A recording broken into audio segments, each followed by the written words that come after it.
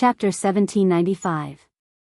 Zhang Xiaofeng had been hanging around Yun Jian recently, but Yun Jian had not seen Zhang Xiaofeng's disciple, Zhang Jian, for a long time. Zhang Jian was Zhang Xiaofeng's disciple and also the little fatty in Yun Jian's junior high class. He had a dispute with Zhang Xiaofeng in the beginning, but after being defeated by Zhang Xiaofeng, he turned around and became Zhang Xiaofeng's disciple. Zhang Jian had been studying in another province and it was rare for him to come back, so it had been a long time since he met Zhang Xiaofeng and Yun Jian.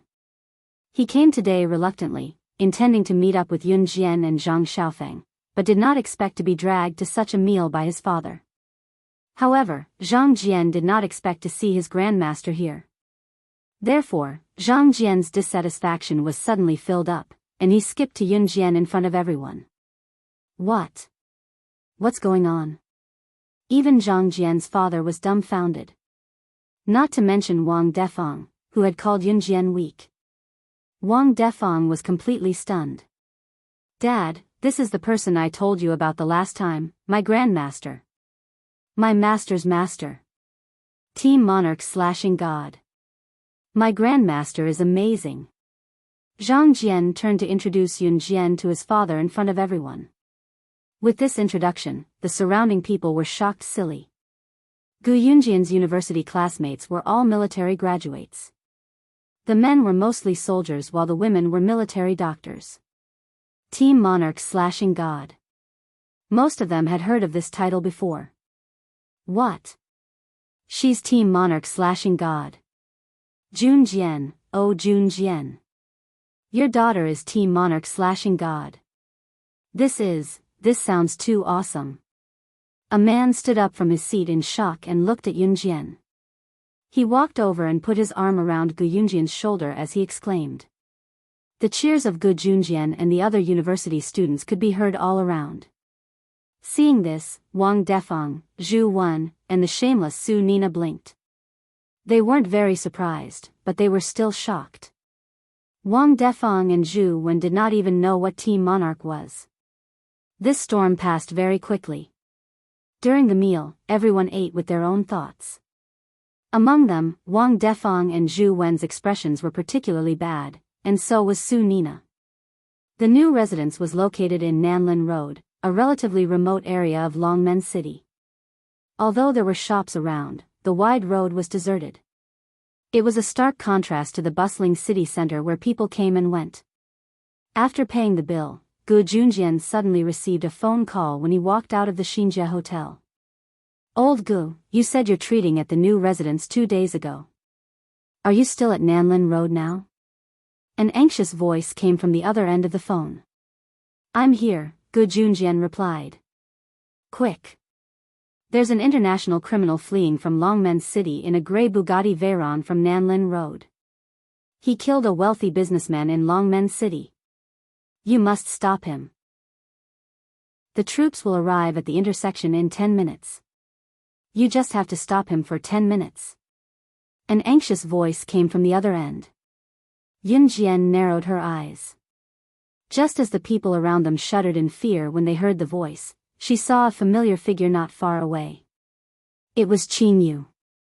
Qin Yu walked to Yun Jian in front of Wang Defeng, Zhu Wen, and the others before handing a piece of information to Yun Jian. Sister Jian, an international criminal will pass by here later.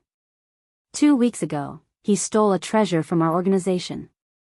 It's worth 5 billion yuan. Yun Jian's squinted eyes relaxed when she heard that. The people around them were baffled by what Qin Yu told Yun Jian.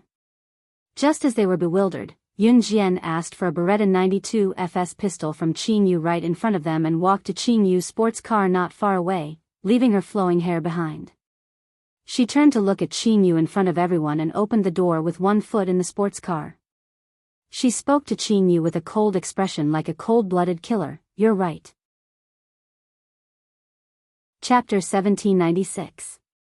Qin Yu did not mention what treasure the international criminal had stolen from the Kosha mercenaries, but she emphasized 5 billion. It was not appropriate to mention the treasure in front of everyone as it would cause a commotion. The treasure was a necklace named Eternal. The material of the necklace was unique as it was made of pure natural crystals. After processing, it was made into a necklace that was priceless in the market. It was not an exaggeration to say that the necklace could nourish one's body and mind when worn. It could also prevent some illnesses and even prolong one's life. It was especially suitable for middle-aged people to wear, and Yun Jian had planned to give it to Qin Yiru. The international criminal did not have the ability to steal the necklace named Eternal from the Kosha mercenaries. Yun Jian had sent the Eternal necklace to the factory for the most precise processing. The necklace itself was very valuable, and if anyone saw it, it would attract a lot of people to fight for it. It might even bring danger to Qin Yiru's life if it was given to Qin Yiru. Therefore, Yun Jian had sent the necklace for processing. After the processing, the necklace looked no different from a normal necklace on the surface. However, they did not expect it to be stolen right after the processing was completed and before it could be taken out of the factory. When Qin Yu mentioned that the criminal had stolen the organization's treasure and emphasized that it was worth 5 billion, she was indirectly telling Yun Jian that the necklace for Qin Yiru had been stolen. The Kosha mercenaries did not lack other treasures, and Yun Jian did not need them. However, Yun Jian had her eyes on this item and had planned to give it to Qin Yiru. Naturally, she could not watch it be stolen by the international criminal. Yes. Qin Yu nodded and walked over obediently.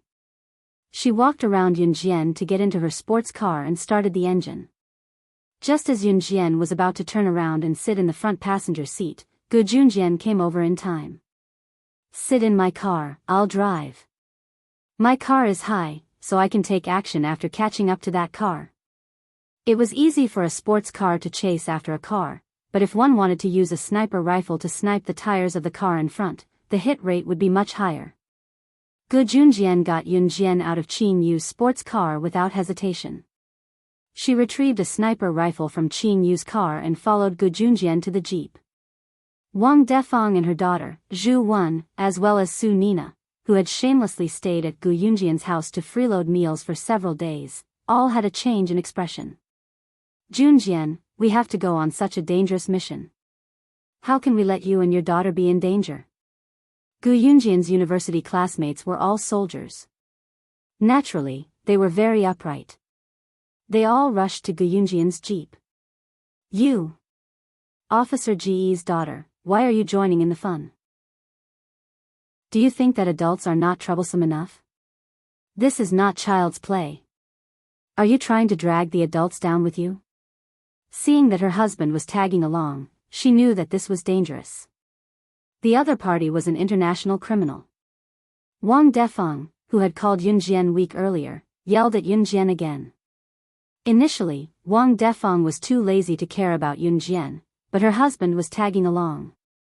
What if something happened to her husband because of Yun Jian? Wang Defang dared not imagine it. "Officer Ji's wife. Your daughter's tagging along. Isn't she causing trouble for them? She hasn't graduated from the military school yet. Why is she in such a hurry to show off? Why doesn't she go to school to show off? Why must she join in the fun? Does she really think she's something?" Wang Defang panicked when she saw that Yun Jian had gotten into the jeep. She turned to yell at Qin Yiru. Qin Yiru ignored Wang Defang and merely smiled. Qin Yiru knew about Yun Jian's identity, but she was thinking that it would be dangerous if her daughter did not tag along. Before Gu Junjian drove the car away, Yun Jian left Qin Yu a message. Chapter 1797. After Yun Jian asked Qin Yu to stay behind to protect Qin Yiru, the jeep sped away at lightning speed. Gu Yunjian's jeep had 3 rows of seats. The driver's seat and the passenger's seat could fit 2 people, the left and right seats in the second row could fit 2 people, and the last row could fit 3 people if they squeezed together. There was a total of 7 people. Yun Jian was sitting in the second seat by the window while Gu Junjian was driving. Other than Yun Jian, there were 5 of Gu Yunjian's university classmates who got into the car. When the jeep sped away, Wang Defang's cursing could still be heard in the wind. Yun Jian narrowed her eyes. She left Qin Yu where she was, so she was not afraid that Wang Defang would do anything to her mother. "I've calculated. The gray Bugatti Veyron should be here soon. Junjian, turn the car to the main road. We'll be able to track it if we keep an eye out there." The middle-aged man who sat next to Gu Junjian was Yu Chaoning. Among the group, he was the one who was doing the best other than Gu Junjian. Yu Chaoning lowered his head to look at the watch on his wrist as he spoke seriously. There were a few intersections in Nanlin Road. No one could guess which one the international criminal would escape from. If they missed the international criminal, Gu Junjian's mission would be considered a failure. However, there was a main road in Nanlin Road. They would have to pass through that main road if they wanted to pass through these intersections. Yu Chaoning was amazing. He could calculate the time and roughly predict when the international criminal would arrive. He asked everyone to keep an eye out at the main road so that they could chase after the car once it left. After Yu Chaoning finished his words, the people around him started searching. Super, you're really good at this. We'll depend on you to find the international criminal's grey Bugatti Veyron. Thank goodness you're here. Super, you're really a super. If this international criminal escapes from right under our noses today, do you still want our old faces? Gu Yunjian's university classmates chatted with each other as they searched for vehicles passing by. When going out on a mission, the scariest thing was not being able to find the target. To put it bluntly, if you can't even find your target, what kind of mission is this? Might as well go home and stay there. In any case, you won't even have the luck to meet the target. It was as if you suddenly wanted to go to the toilet or take a dump, but you couldn't even find a latrine. How could you find a latrine to take a dump? At this time, it was crucial to have someone with quick reflexes to lead everyone to the correct location to find the target. Just as everyone was looking for a target and praising Yu Chaoning to the extreme, a delicate female voice that was even more pleasant than a singer's rang out, startling everyone present. Drive the car to the third intersection. He will definitely pass by the third intersection. Even Yu Chaoning, who had a very accurate estimation, didn't dare to make a conclusion on which intersection on Nanlin Road the international criminal would take. Hence, he asked Gu Junjian to drive the car to the main intersection and wait there. No one present had any intention of looking down on Yunjian. However, how could Yunjian be so sure that the international criminal would escape from the third intersection? Why would he definitely pass by the third intersection? If we stop the car in the wrong direction, we'll miss him. If we stop the car at the main intersection, even if we discover that his car is further away from us, we can still chase after him. A middle-aged man looked around and asked Yunjian in a serious tone. This was a mission. It wasn't child's play. He will definitely take the third intersection. Yunjian pursed her lips and repeated. Chapter 1798. In response to Yunjian's insistence, the man remained silent for 2 seconds and did not respond to her. Yunjian was Team Monarch/God. She was not as simple as she looked. However, at that moment, time was money. If Yunjian was wrong, she would be letting an international fugitive escape. She couldn't bear the consequences of her actions. What should we do? Should we listen to her? An honest-looking man sitting in the last row paused for 2 seconds before asking. No. This mission is not a game. We'd rather chase after the grey Bugatti Veyron than take the risk. Moreover, the third intersection is quite a distance away from where we are now.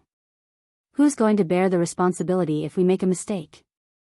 I know you're Team Monarch/God and I don't mean to belittle you, but at this juncture, we can't afford to make any mistakes. The man who asked Yunjian the reason earlier did not hear Yunjian's explanation, so he insisted on his opinion calmly. That's right. Even if the car really passes by the third intersection, let's just wait at the main intersection for safety's sake. What if he doesn't pass by there? Yes, we agree with Yongheng. The rest of the middle-aged men, except for the honest man, unanimously agreed with this man's statement. The middle-aged man who refuted Yunjian was called Kai Yongheng. Yunjian narrowed her eyes and said nothing. Instead, she said to Gu Junjian, "Dad, let's switch seats. I'll drive." Since they did not believe her, she would wait and see. Even if they were to chase after the Bugatti Veyron at the third intersection, it would not be a problem for her. You'll drive? Do you have a driver's license? The man named Kai Yongheng asked again. It was obvious that this man named Kai Yongheng was very old-fashioned. Just as Kai Yongheng finished his sentence, the honest man sitting in the third row suddenly pointed into the distance and exclaimed, "That grey Bugatti Veyron. Grey Bugatti Veyron, that's the one. I can't be wrong." They saw a grey Bugatti Veyron speeding toward them from afar. It was heading toward the second intersection. It's heading towards the second intersection.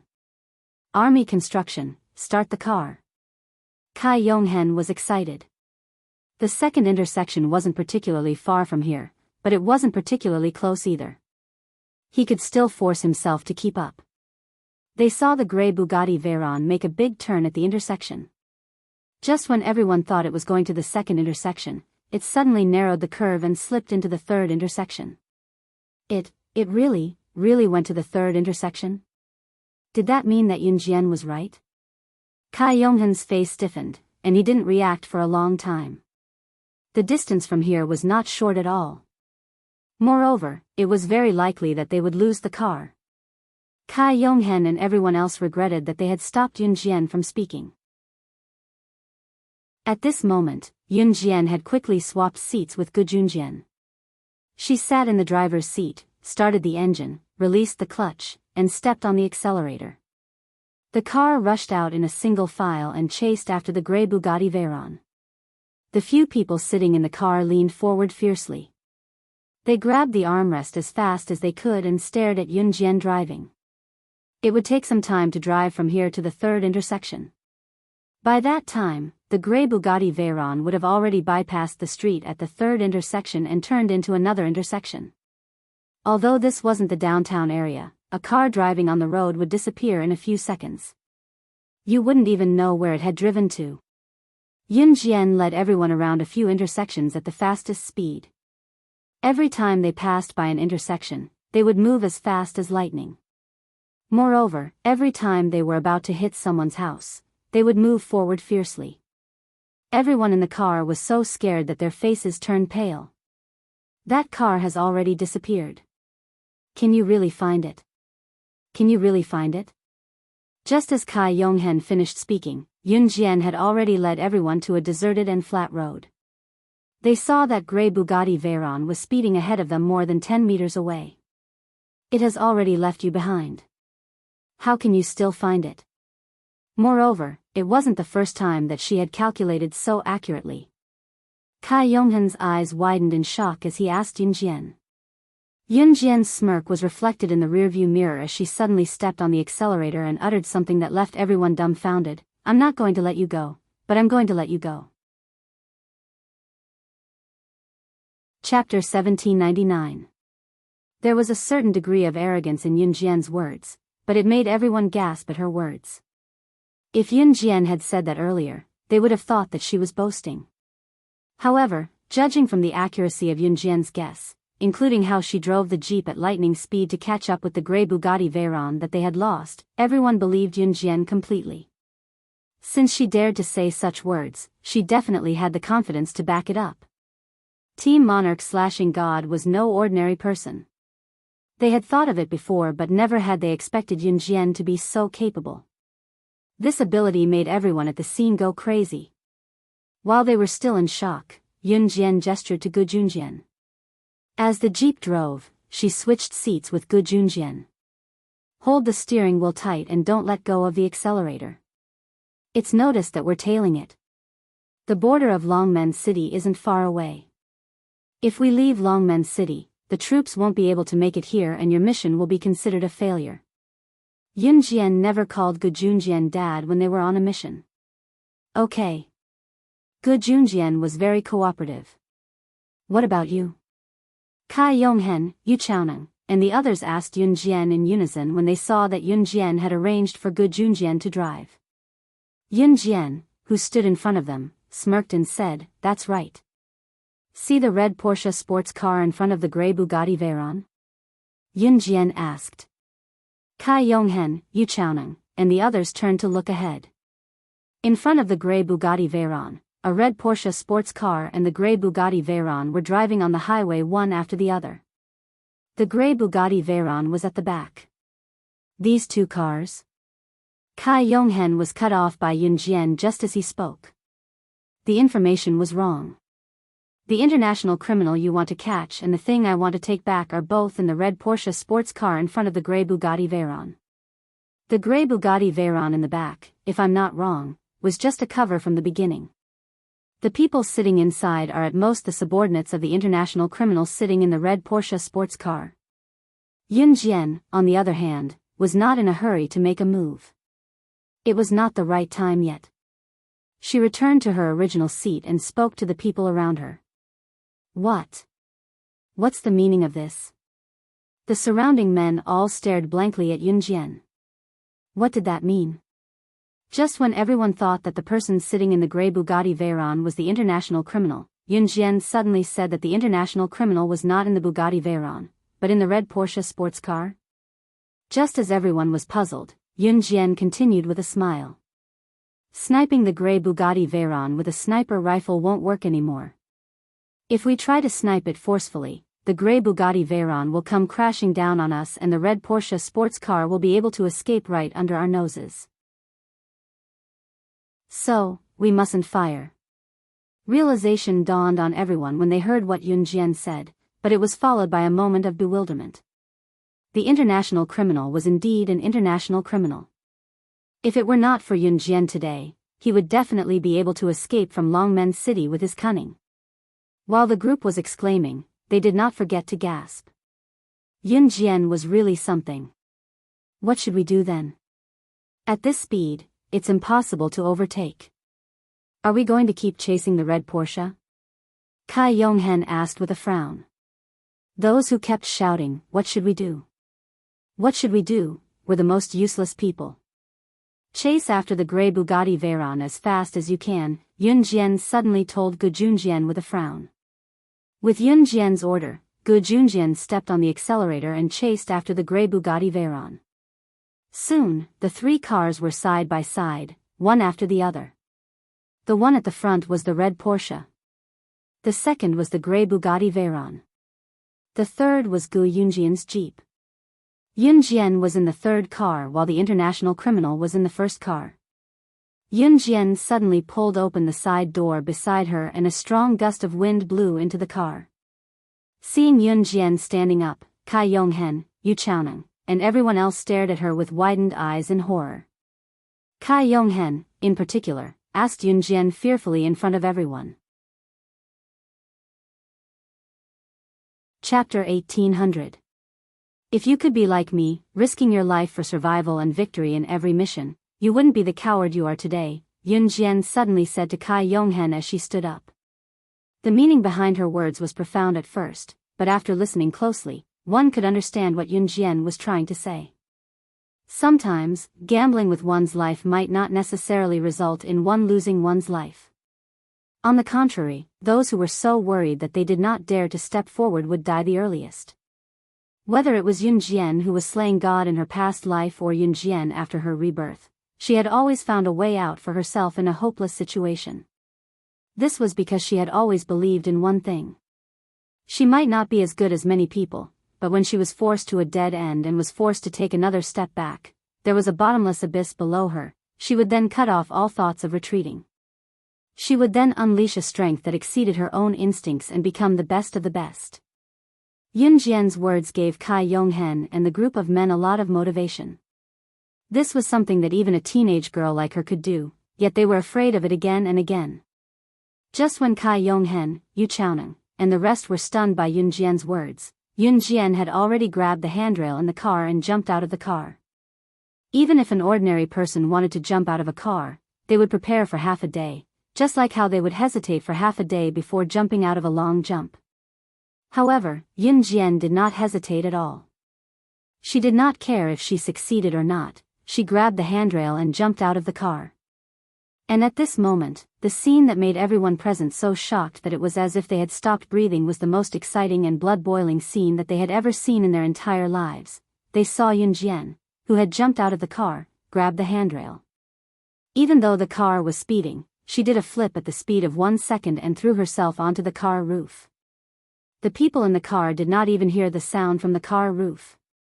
However, they knew that Yun Jian did not miss. That meant that Yun Jian was definitely on the car roof. When an ordinary person jumped from one place to another, there would definitely be a loud bang. However, when Yun Jian jumped onto the car roof, she controlled her strength so lightly that there was no sound at all. This scene caused everyone present to be so shocked that their faces turned pale.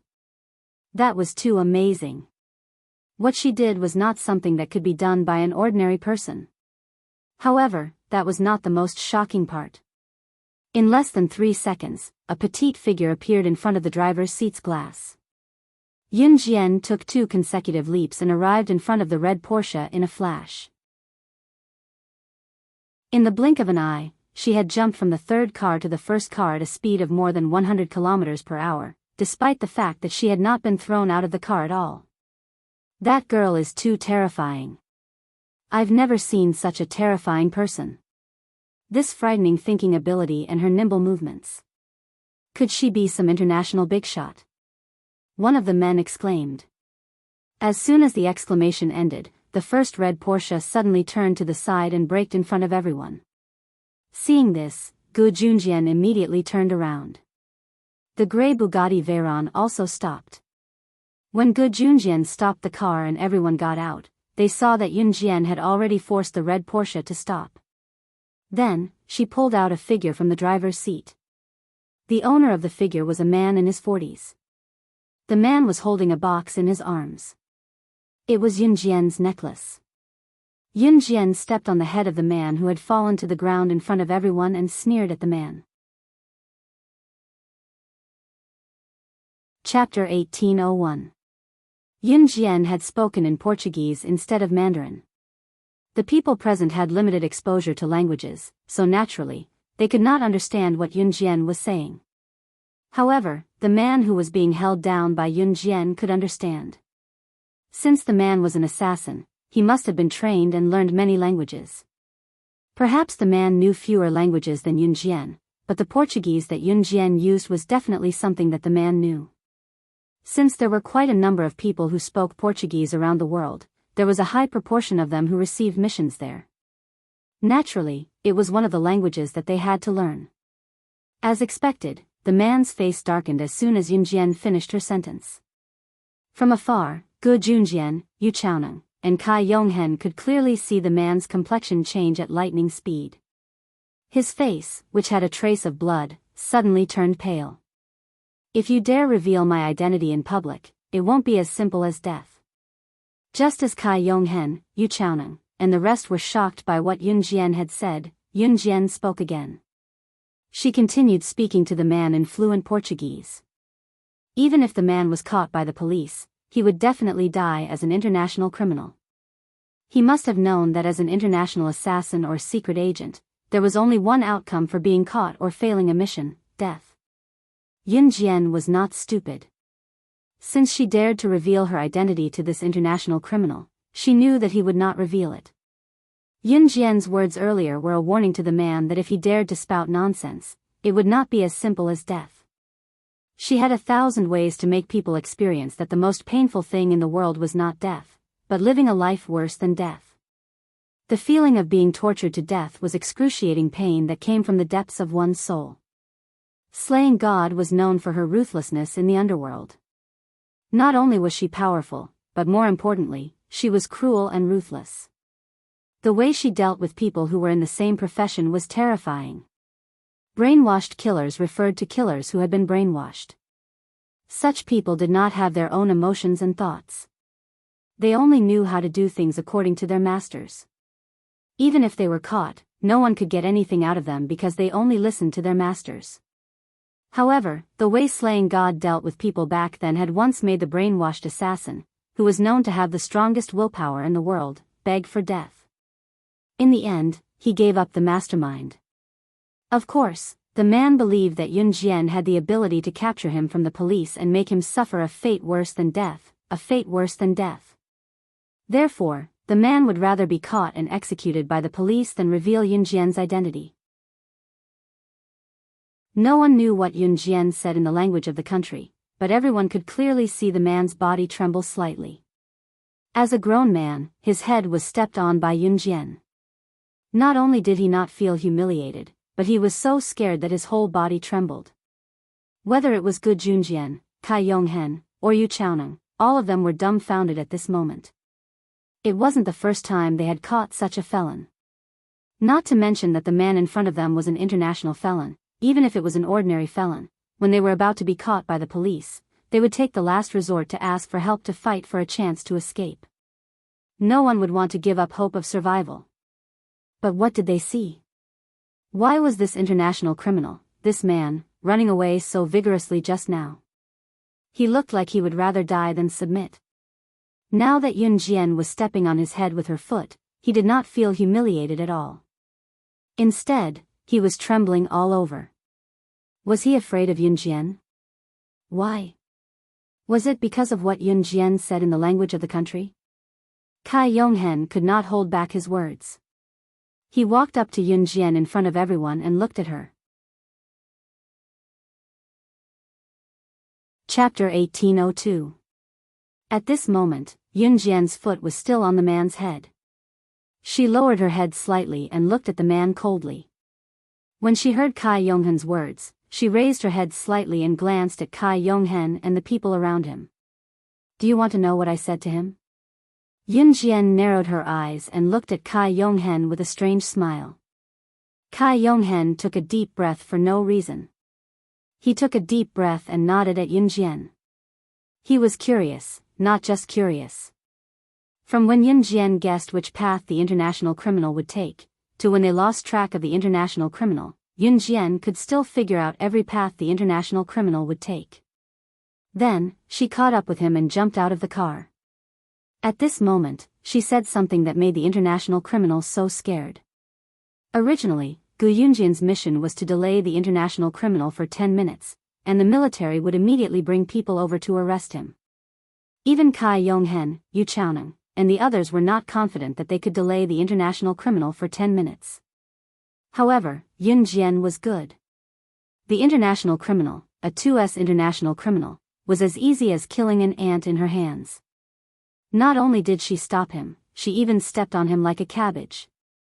What was even more bizarre was that the other party did not even dare to say a word. Do you really want to know what I said to him just now? She stepped on the man's head and slid it twice like she was stepping on a soccer ball. Her long thighs were wrapped in a pair of black tights. She looked at Cai Yonghen again with a smirk and repeated what she said just now. Hearing Yun Jian repeat what she said just now, Cai Yonghen and the people standing beside him were slightly stunned. However, Cai Yonghen still said, yes. However, before Cai Yonghen could finish his sentence, Yun Jian's voice suddenly rang out. Her voice was crisp and clear. Get down. Yun Jian's words came out of nowhere. Gu Junjian, Cai Yonghen, and the others were all stunned. Although they didn't know what Yun Jian meant, they still bent down as fast as they could. Behind Gu Junjian and the others, the subordinate of the international criminal who had been driving the grey Bugatti Veyron earlier made a comeback. He held a Ruger P345 automatic pistol in his hand and fired a bullet at Yun Jian's head. Gu Junjian and the rest stood opposite Yun Jian. This international criminal's underling was standing in the dark. If Gu Junjian and the rest did not lie down, they would be accidentally injured. Yun Jian. After she finished speaking, Gu Junjian and the rest quickly lay down. She dodged the bullet that was aimed at her head and kicked the international criminal towards Gu Junjian like a rubber ball. Suppress him. After she finished speaking, Yun Jian pounced towards the international criminal's underling. Her speed was as fast as a cheetah. She was so fast that the naked eye couldn't see her clearly. Yun Jian's conversation with Cai Yonghen earlier was to let the international criminal's underling, who was hiding in the dark, find the right opportunity to attack her and then counterattack. Gu Yunjian's fighting ability was not to be underestimated. After the international criminal was kicked by Yun Jian, his entire body went limp. Gu Junjian pounced over and pinned the international criminal down. The international criminal did not even have time to react and escape. At this time, Cai Yonghen and the rest finally reacted and went to help Gu Junjian.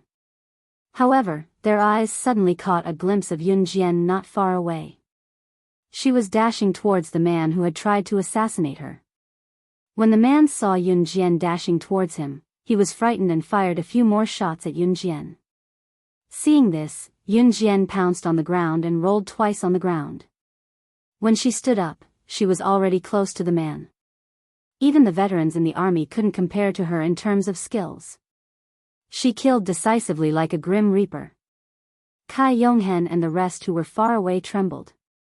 They saw that Yun Jian had already snatched the gun from the man's hand and tied him up with his own jacket in a few moves. The moment the people from the army rushed over, this was the scene that they saw. A teenage girl was stepping on the man's back with one foot. The man's stomach was on the ground and he was tied up by his own jacket.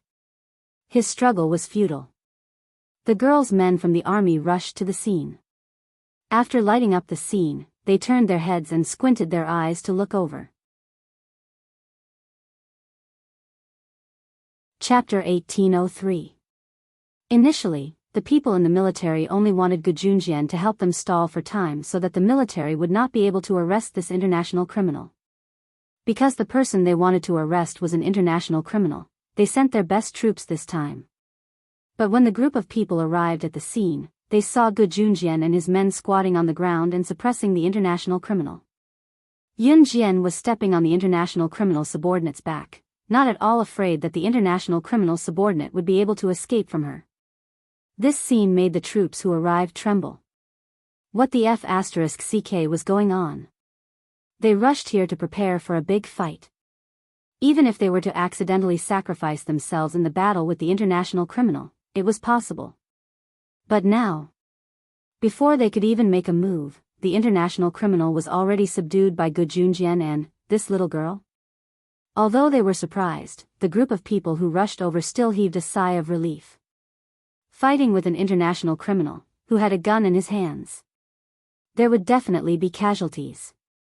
These people in the army all had relatives. If one person died, it would mean that they would harm an entire family. But for the sake of the people, they had to fight. If they didn't get rid of these people in this era, how could there be peace in the modern era? But what these people didn't expect was that Gu Junjian and his men actually managed to subdue the international criminal. They only had a few people. They actually managed to subdue the international criminal. This was a great achievement. The leader of the men in the army walked towards Gu Junjian. This man obviously knew Gu Junjian. When he spoke, Yun Jian could tell that this man was the one who called Gu Junjian just now. The man was stunned. Then, he looked at Gu Junjian and said, Gu Junjian, Gu Junjian. Old Gu, good job. You actually brought people to arrest him. Ahem. The ones who arrested him weren't us. It was her. At this moment, Gu Yunjian's university classmate, the man named Yu Chaoneng, looked at Yun Jian and said. What? What? The ones who arrested him weren't you guys, but this little girl. The man and the people standing behind him were all stunned. You can take him away. Dad, Mom has been waiting for a long time. Let's go back. Just as the man and the people standing behind him were all stunned, Yun Jian spoke to Gu Junjian. Obviously, she didn't want to make a big deal out of this. Old Wang, my daughter doesn't want to be in the limelight. You know that. We'll leave first. After Gu Junjian handed the international criminal over to the man, he said to the man. The man called Old Wang was stunned. He opened his mouth and finally nodded. After Yun Jian retrieved the necklace she had given Qin Yiru from the man, she turned to get into the jeep with Gu Junjian and the others. The necklace was in a box, so no one could see what it was. The jeep left the army. At the entrance of the Xinjie Hotel, Qin Yiru, Wang Defang, and the women and children had been standing there for a long time. During this time, Wang Defang kept talking about Yun Jian. Seeing that the men hadn't come back yet, Wang Defang was so worried about her man that she almost cried. At this moment, she still kept talking to Qin Yiru coldly. Why did you let that little girl go with you? Are you trying to make trouble? If my man can't come back because of that little girl, I'll kill you. Wang Defeng spoke eloquently, and the words that came out of her mouth were very unpleasant. Just as Wang Defeng was talking non-stop, Gu Yunjian's jeep drove back. Seeing that the men had returned safely, everyone present heaved a sigh of relief. When Yunjian and the others got out of the jeep, Wang Defeng, who was relieved, walked over and grabbed her man's hand. She started talking again. Dear, are you okay? That little girl didn't make trouble for you, right? She's so troublesome. She doesn't have the self-awareness of a child. She only made trouble for the adults. This kind of person is the most disgusting. Wang Defeng used her loudspeaker to talk to Yunjian and Qin Yiru. Su Nina, who was standing next to her, also raised her head. She was very interested in listening to Wang Defeng scolding Yunjian and Qin Yiru. However, just as Wang Defeng was scolding Yunjian and Qin Yiru, Wang Defeng's man suddenly shouted back at Wang Defeng. If it wasn't for Jun Jian's daughter, we wouldn't have been able to catch up with that international criminal. Not to mention whether or not they could catch him. If the higher-ups give us a reward this time, all the rewards should go to Jun Jian's daughter. Chapter 1804. Wang Defeng was not wise, but Wang Defeng's husband was still a very wise man. As a soldier, his thoughts were naturally not like Wang Defeng's.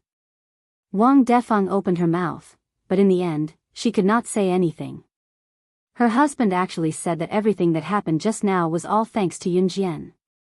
Without Yunjian, they would not have been able to complete the mission. This explanation shocked Wang Defeng so much that she was stunned. Then, Su Nina, who was beside her, also trembled. Hey! You guys don't know, but that international criminal just now, what international criminal is that? Yunjian's daughter just stepped on that international criminal's head, and that international criminal was so scared that he was trembling all over. Now that the incident had passed, Gu Yunjian's university classmate used a storytelling tone to narrate what happened just now. I'll say. Even if Yunjian's daughter just exploded that international criminal's head, that international criminal did not dare to say a word. Yunjian's daughter is simply too amazing. Ha ha ha. Gu Yunjian's university classmate was getting more and more excited as he spoke, but what he said scared Wang Defeng and Su Nina so much that their faces turned pale. Especially when he said that she exploded that international criminal's head, Su Nina looked deeply at Yunjian, and her face turned pale. Su Nina had been staying at Gu Yunjian's house for the past few days to freeload, and she was already shameless to the extreme. Later, when Gu Yunjian told her about it, Su Nina's reaction told everyone that no matter what he said, she was still going to freeload at his house. However, at this moment, Su Nina looked at Yunjian, and her face turned pale. She was really scared. Who could tell her why Qin Yiru looked so easy to bully, but she actually had such a terrifying daughter. At this moment, Su Nina was hugging her son, Su Liao's head, but she was thinking in her heart. She would never go to Gu Yunjian's house again. It was too scary.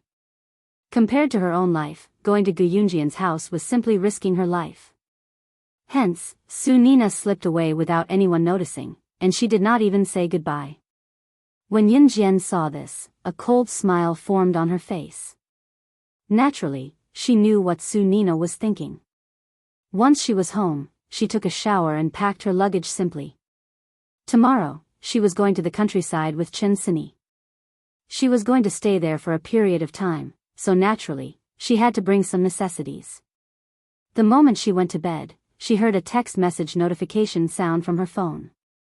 There was a text message from Huaxi's text message. Where are you going tomorrow? Go to bed, sleep early.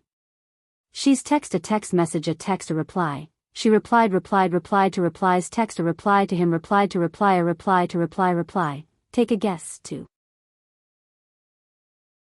After sending the text message, Yunjian turned off her phone and went to sleep.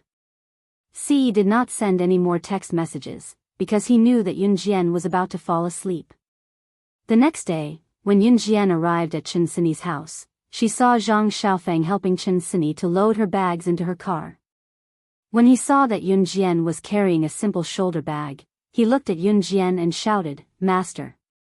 Obviously, Zhang Xiaofeng was going to the countryside as well, and he had probably asked for leave from school. Chen Sini had already gotten into the car.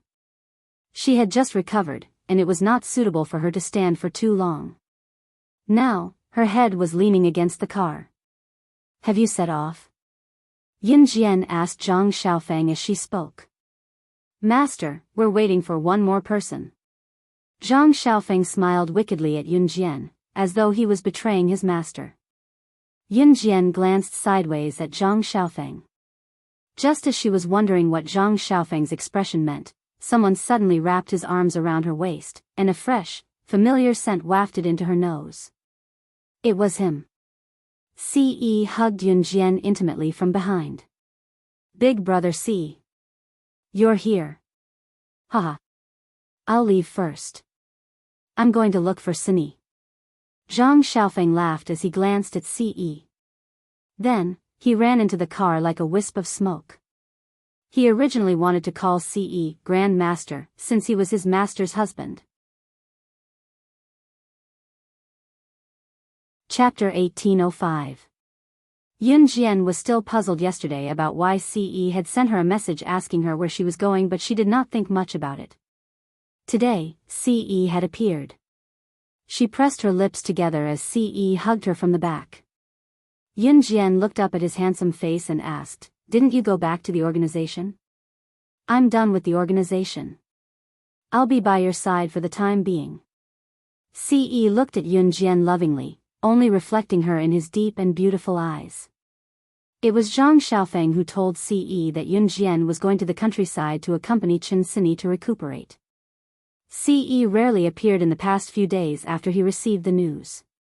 He would either show up for a while or leave after a while, staying in the organization to finish all his work and plan to go to the countryside with Yun Jian.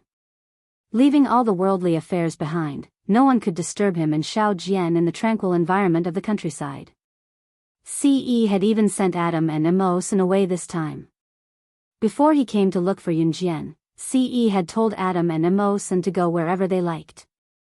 Just as Ce's plan was going well, Yun Jian suddenly suggested, "Xiao Zhu and the other two haven't come out to play for a long time. Why don't we apply for leave for them and take them out for a walk?" Before Yun Jian could finish, Ce's thin lips moved to reject her directly. "No." Yun Jian was speechless. Yun Jian blinked. If they were not at the entrance of Chen Sini's house right now, Ce would have cupped Yun Jian's head and pressed his lips against hers directly when he saw how adorable Yun Jian was. "Jian, we're leaving. My grandpa's house is a little far from Longmen City, we have to depart earlier." At this moment, Chen Sini's voice sounded. She couldn't move her head, so she could only shout from the car. 2 hours later, Chen Sini's private car went around many mountains and finally arrived at a place called Jianghu village. Jianghu village was a village near the mountains. From here, it would take half an hour to reach the nearest town. Moreover, Jianghu village was not rich. Every family's house was only 1 story high. When Yun Jian was reborn, she came to Xinjiang town. Xinjiang town was a town while this was just a village. Yun Jian used to roam the peak of the world, and the simplest place she had been to after her rebirth was probably Xinjiang town. However, a town was still a town. It was definitely much better than the countryside. The people in Jianghu village were poor and there was no place to work. They had to go to town to work, but the daily trip to town was not enough to cover their salary. Therefore, the people here usually farmed for a living. Chen Sini's family was not poor. Her mother had asked her grandpa to leave Jianghu village more than once, but he refused to leave. Since her grandpa's wife, Chen Sini's grandmother, had passed away early, Chen Sini's grandfather and grandmother had been living in Jianghu village since they were children. From learning how to walk to running and jumping, getting to know each other, getting married and staying together for the rest of their lives, Chen Sini's grandmother had passed away early. Her grandpa did not leave because he did not want to leave the land where he had lived with his lover for the rest of his life. When one was gone, it was an obsession to stay with a hometown that had changed. Some people could stay with this obsession for the rest of their lives. "We're here. This is the place. Chen Sini told Yun Jian as she turned to look at Yun Jian after getting off the car with Zhang Xiaofeng's help. The car was parked at the village entrance. After Yun Jian and the rest alighted, the car drove back to Longmen City. It was already 7 in the evening when they left at 5. There was still a hint of afterglow lingering in the sky, looking beautiful.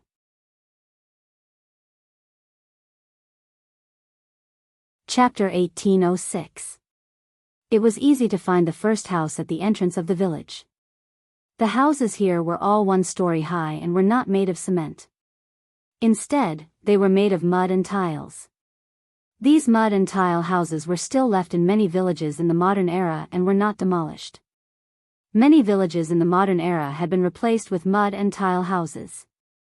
However, in 1999, most of the houses in the villages were still mud and tile houses. These houses did not look sturdy and were very simple. It was obvious that these were the houses of the poor. However, in this era, all the houses in the villages were like this. Those who could build cement houses were the richest in the village. The roads in the countryside were not like those in the town or the city. The roads here were all bumpy and filled with cement. It was unrealistic for some people who were used to living in the big cities to move here permanently. However, it was very romantic for rich people to stay here for a short period of time. Fly, fly, fly, fly. The butterfly is flying. Yun Jian saw a few children playing at the entrance of the first house at the entrance of the village. Dong Dong, is Grandpa home? Chen Sini looked at one of the children and called out to him. The boy was called He Dong Dong. He was Chen Sini's cousin. He was 6 years old this year and was very smart. Sister Sini. He Dong Dong saw Chen Sini and stopped playing with his friends. He turned around and ran into the house. Grandpa, Grandpa. Sister Sini and brother Xiaofeng brought a pretty sister and a handsome brother back. He Dong Dong shouted as he ran into the house. After a while, an old man with a walking stick came out. This old man was Chen Sini's grandfather, He Qing. He Qing used to be a teacher and was a role model. He was very strict with his children since they were young. Therefore, Chen Sini's mother, He Xia, had the temperament of a lady from a wealthy family. He Qing was now relying on his pension to get by. Sini and Xiaofeng are back. Do you have guests? Quick, come in. He Qing invited Yun Jian and Ce into the house in a friendly manner. Although the house was simple and crude, He Qing still made a cup of tea for Yun Jian and Ce. Yun Jian and Ce didn't dislike it at all. Our pretty big sister and handsome big brother boyfriend and girlfriend? At this moment, He Dong Dong, who had been playing outside, surrounded Yun Jian and Ce with a group of friends and asked curiously. Yun Jian and Ce had outstanding looks. They had never seen such a beautiful young lady and handsome young man before, so they all rushed into the house. A few children even ran to the village to gather all the other children to watch Yun Jian and Ce. Surrounded by so many small heads, Yun Jian felt a little embarrassed. Yes. However, Ce, who was sitting next to Yun Jian, didn't look embarrassed at all in front of so many children. He even hugged Yun Jian's waist and hooked his arm around her waist. The handsome Junyan made all the children stare at him in a daze. How could there be such a good-looking big brother in this world? I heard from my big brother that boyfriend and girlfriend means husband and wife. Husband and wife have to kiss and hug each other at night. Shameful. A little girl hugged the little boy next to her and even pouted to show everyone that she wanted to kiss him. Does that mean hugging each other and bumping into each other like my parents? Last time, I secretly saw my dad hugging my mom without wearing any clothes. They were sticking to each other and bumping into each other. A smart kid added. As he spoke, he turned to look at Yun Jian and Ce and asked innocently, "What's wrong?"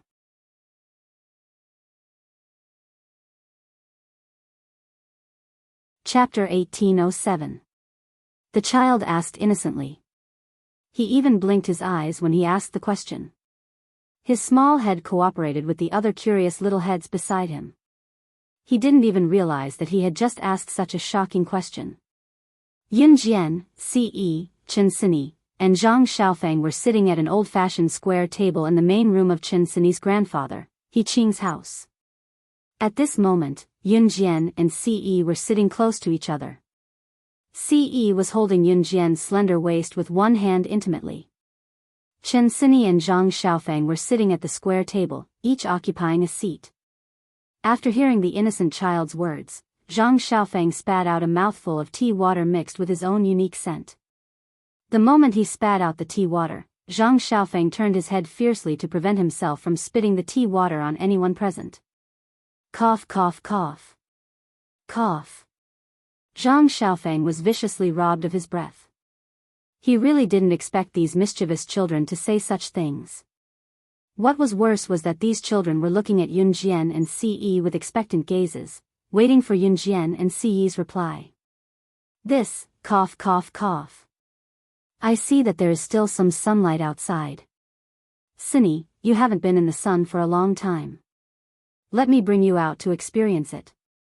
Zhang Xiaofeng randomly came up with an excuse and walked over to Chen Sini to help her up before walking out. At this time, the sun had already set.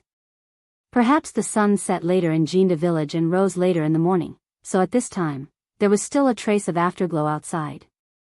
Grandfather, He Qing, was personally cooking in the kitchen. He said that he wanted to properly entertain Yun Jian and Ce, these two guests who came from afar.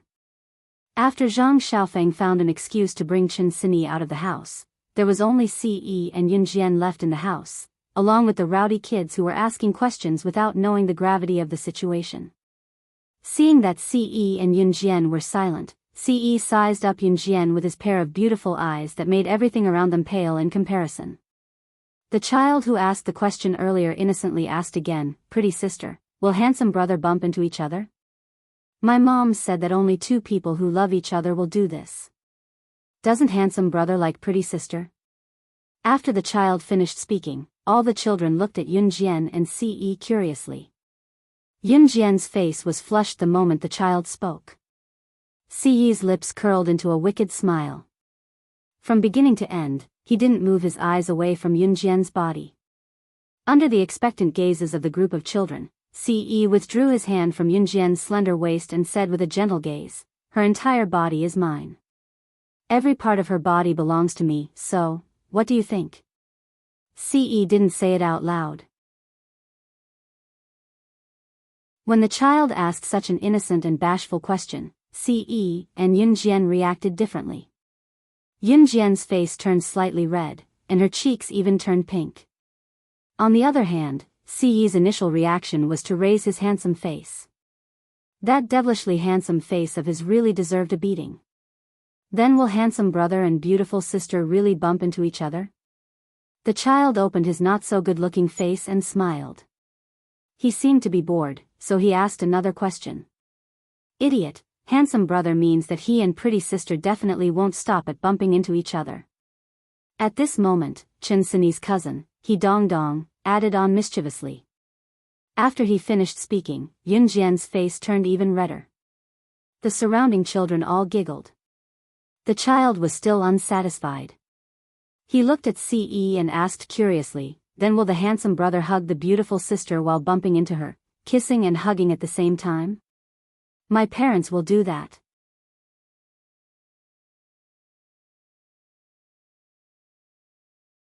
Chapter 1808. Yun Jian felt like smacking Ce to death. He was probably the only person in the world who could say such things in front of a large group of children without blushing or skipping a beat. Most importantly, the group of children in front of him were all inexperienced children who did not know much about the world and were not scheming. They were all children who spoke without thinking. "What are you talking about?" Yun Jian nudged Ce with her elbow as she was pulled into Ce's embrace. To Ce, it sounded like she was being coquettish with him. Subconsciously, his lips curled upwards. Ce, who did not feel any pain from being nudged by Yun Jian, wished he could keep her in his arms for the rest of his life. He was willing to listen to her whining for the rest of his life, just like how she whined to him just now. He really wanted to devour her without leaving any bones behind so that she could never leave his side. "Do you like children, Xiao Jian?" Siyi's lips pressed against Yunjian's ear, his mellow and alluring voice lingering around Yunjian's ears. Yunjian heard it clearly. Yunjian did not think much of Siyi's sudden question. Children? If one were to ask if Yunjian liked children, one would have to look at the type of children they were. Why was that? Yunjian liked children like her younger brother, Xiao Yunju, Duanli, and Duanya, who were obedient and a little lively when necessary. However, if they were like the brats she had met in the past who were unreasonable, and took the lead to bully kids younger than them, if they were brats like that, she would not like them. Ce watched as Yunjian's pretty face wore a thoughtful expression.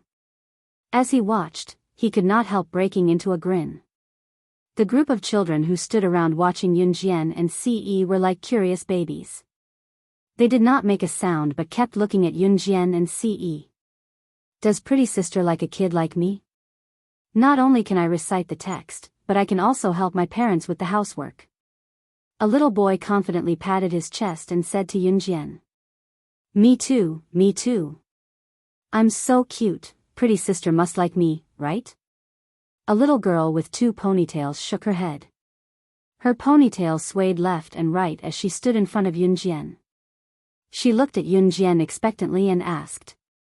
With this question, the surrounding children all rushed to ask Yunjian if she liked them in front of Yunjian. It was true that the children in the countryside were wild, but these children would not fight over this matter. They just argued verbally. Pretty sister is my cousin's friend. Of course she likes me the most. At this time, He Dong shook her little head and said confidently. Pretty sister won't like you. I'm the cutest and prettiest sister. She must like someone like me the most. The little girl with 2 ponytails rushed to say. After saying this, the little girl blinked her eyes and looked at Yunjian. She looked at Yunjian with a pair of eyes that seemed to be able to speak. The sound of arguing in the house about which child Yunjian liked the most could be heard at the door. Zhang Xiaofeng and Chen Sini sat on the bench at the door. Because Chen Sini's head hurt, Zhang Xiaofeng let Chen Sini lean her head on his shoulder. The cousins who usually bickered the most were the most harmonious at this time. If it was in the past, Zhang Xiaofeng would always tease Chen Sini.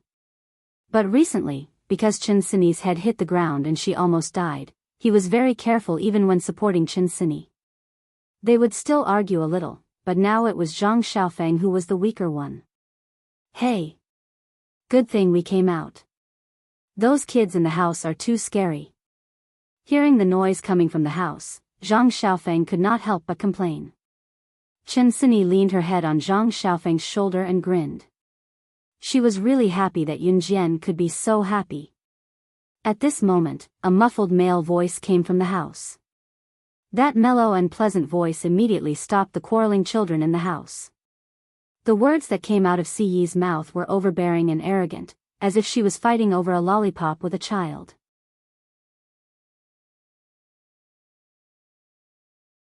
Chapter 1809. Siyi's expression was fierce, like a bully who had snatched a lollipop from a child's hand and told the child to go to the store to buy another lollipop for him. Siyi's behavior stunned the group of children present for quite a while. Among them was a 4-year-old girl who had been standing in the corner since the beginning. She had been looking at Yunjian and Ce with great interest. In the end, it didn't take long for the surrounding boys and girls to start quarreling. The 4-year-old girl wasn't very sensible to begin with. Children in the countryside were usually left to their own devices. When they were young, they would be allowed to follow a large group of children to go out and play with a large group of children. Perhaps this phenomenon was less common in the countryside now because people nowadays treated children like treasures. In the past, people were poor. The poorer they were, the more children they had. A couple would usually have no less than 3 children. In fact, there were many villagers who had 7 or 8 children. This wasn't surprising at all. With more children, there was less love and care. In the early years, even the death of a child wasn't a big deal to some parents. Of course, 1999 wasn't as feudal as it used to be. In this era, the status of children was much higher in the eyes of some parents. This 4-year-old girl was young to begin with. She had followed her brothers and sisters here to join in the fun. In fact, she didn't understand what was happening at all. But after a while, this big brother suddenly said something fiercely, like a bully who had snatched a child's lollipop. Ci's actions scared the 4-year-old girl to tears. Wah! Big brother is so fierce, wah wah wah wah. So fierce, I'm scared, I'm scared. As she spoke, the 4-year-old girl seemed to be unable to find her way home. Tears fell from her cheeks as she walked aimlessly out of the door. She even started yelling. This gave Chen Sini and Zhang Xiaofeng, who were sitting outside the door, a fright. This, what's going on? Big brother C is fighting with a child? Zhang Xiaofeng's eyes widened. He was clearly frightened by the scene in front of him. What's going on? My master's husband actually scared a child to tears. This is too awesome. Fighting with a child? Chen Sini could feel Si Yi's deep love for Yunjian. She covered her mouth and laughed. Then she lifted her head from Zhang Xiaofeng's shoulder and urged Zhang Xiaofeng. Hurry up and chase the little girl back. She ran out crying. What about you? Does your head still hurt? Zhang Xiaofeng looked at Chen Sini and asked. I'm fine. Go after that little girl, Chen Sini said. Before Chen Sini could finish, Yun Jian walked out of the house. Si followed behind her. A large group of children followed behind them. Ce was probably the only person who could talk to a child and make them cry. Yun Jian glanced at him, then chased after the crying little girl. After the little girl walked out of Yiqing's house, she started crying and running at lightning speed. In the countryside, neighbors lived next to each other. Now that the sky was completely dark and the street lamps were lit up, these neighbors liked to sit at the door and chat with their neighbors before it was time to sleep after dinner. In this era, there were no smartphones or electronic products. Other than working and eating, people were used to sitting together and chatting. When the neighbors saw the little girl running back in tears, they curiously took a few more glances at her. Although the little girl's legs were short, her running speed was not slow. The little girl's house was not far away. In the blink of an eye, the little girl rushed into the house. Not long after, an old lady in her 50s or 60s walked out fiercely with the crying little girl in her arms. Granny, an older brother is bullying me. Boo-hoo, he's so fierce, so fierce. The little girl hung on the old lady's arms and cried loudly. Granny was the local dialect for calling a grandmother. Old ladies in the countryside usually favored boys over girls. Of course, when their own daughter quarreled with other people, the old lady was not stupid. She would definitely help her own daughter. Seeing Yun Jian and Ce walking over and hearing her daughters crying, the old lady glanced at Ce and scolded her without asking for the reason.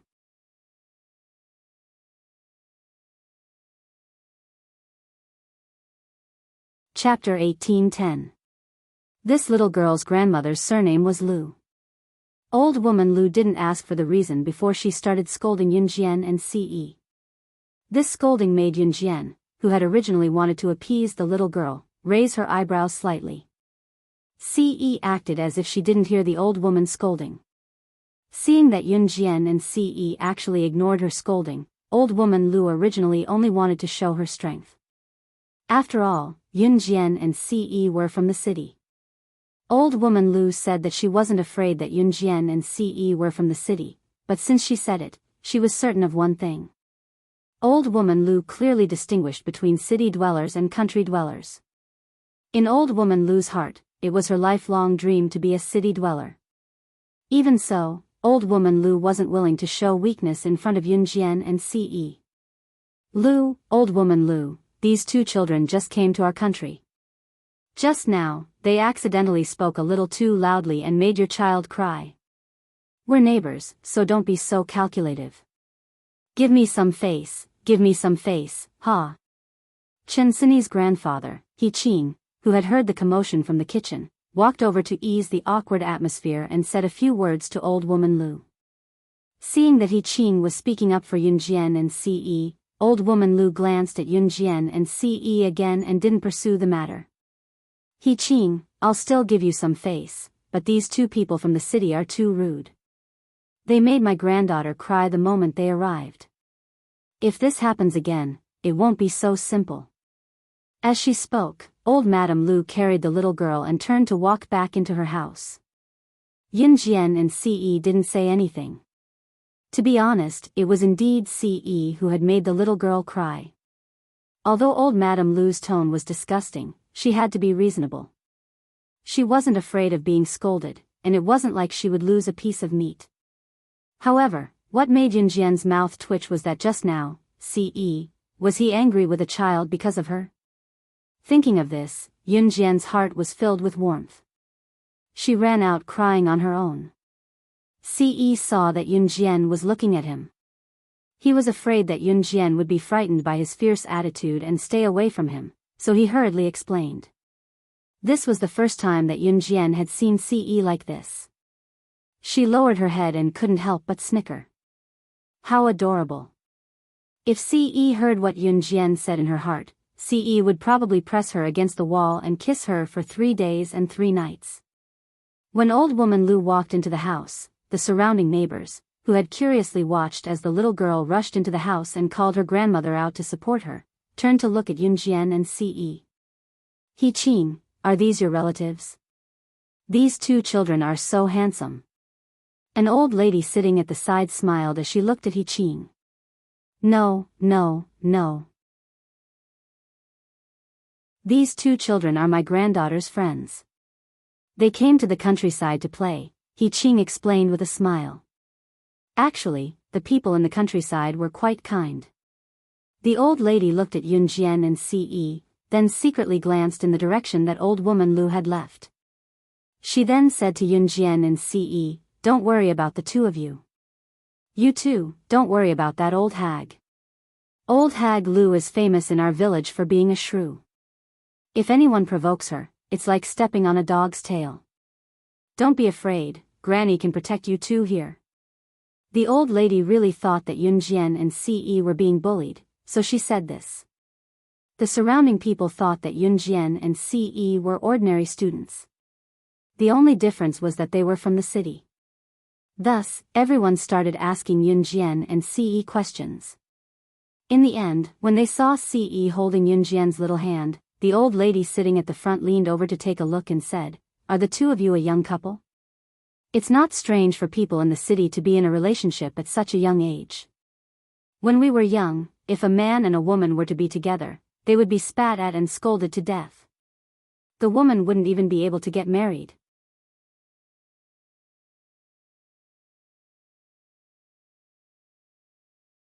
Chapter 18:11. It would be best if no one dared to covet her for the rest of her life because she could only be his. She belonged to him from the inside out. Who would dare snatch her away from him? Go and die.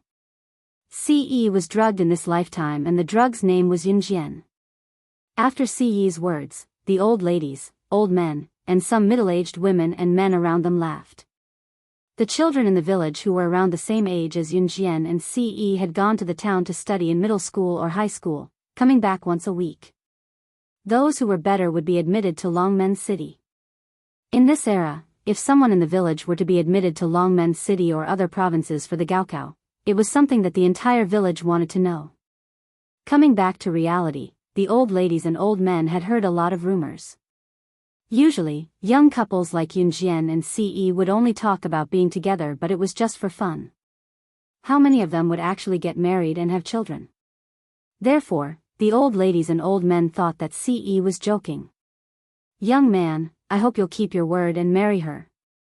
Don't let her down in the future for following you at such a young age. The old lady who spoke just now waved the fan in her hand with a smile as she spoke to Ce.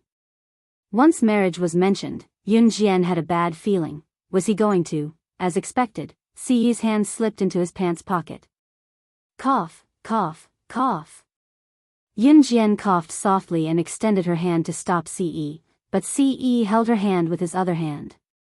Ce's other hand had slid into his pants pocket to take out a large booklet, Country R's marriage certificate was different from the red booklet in Country Z. Country R's marriage certificate was similar to a certificate of merit and came in many different styles. One could choose from a cartoon, a landscape, or a variety of other designs. Yun Jian and Si Yi's marriage certificate was white with a clean background.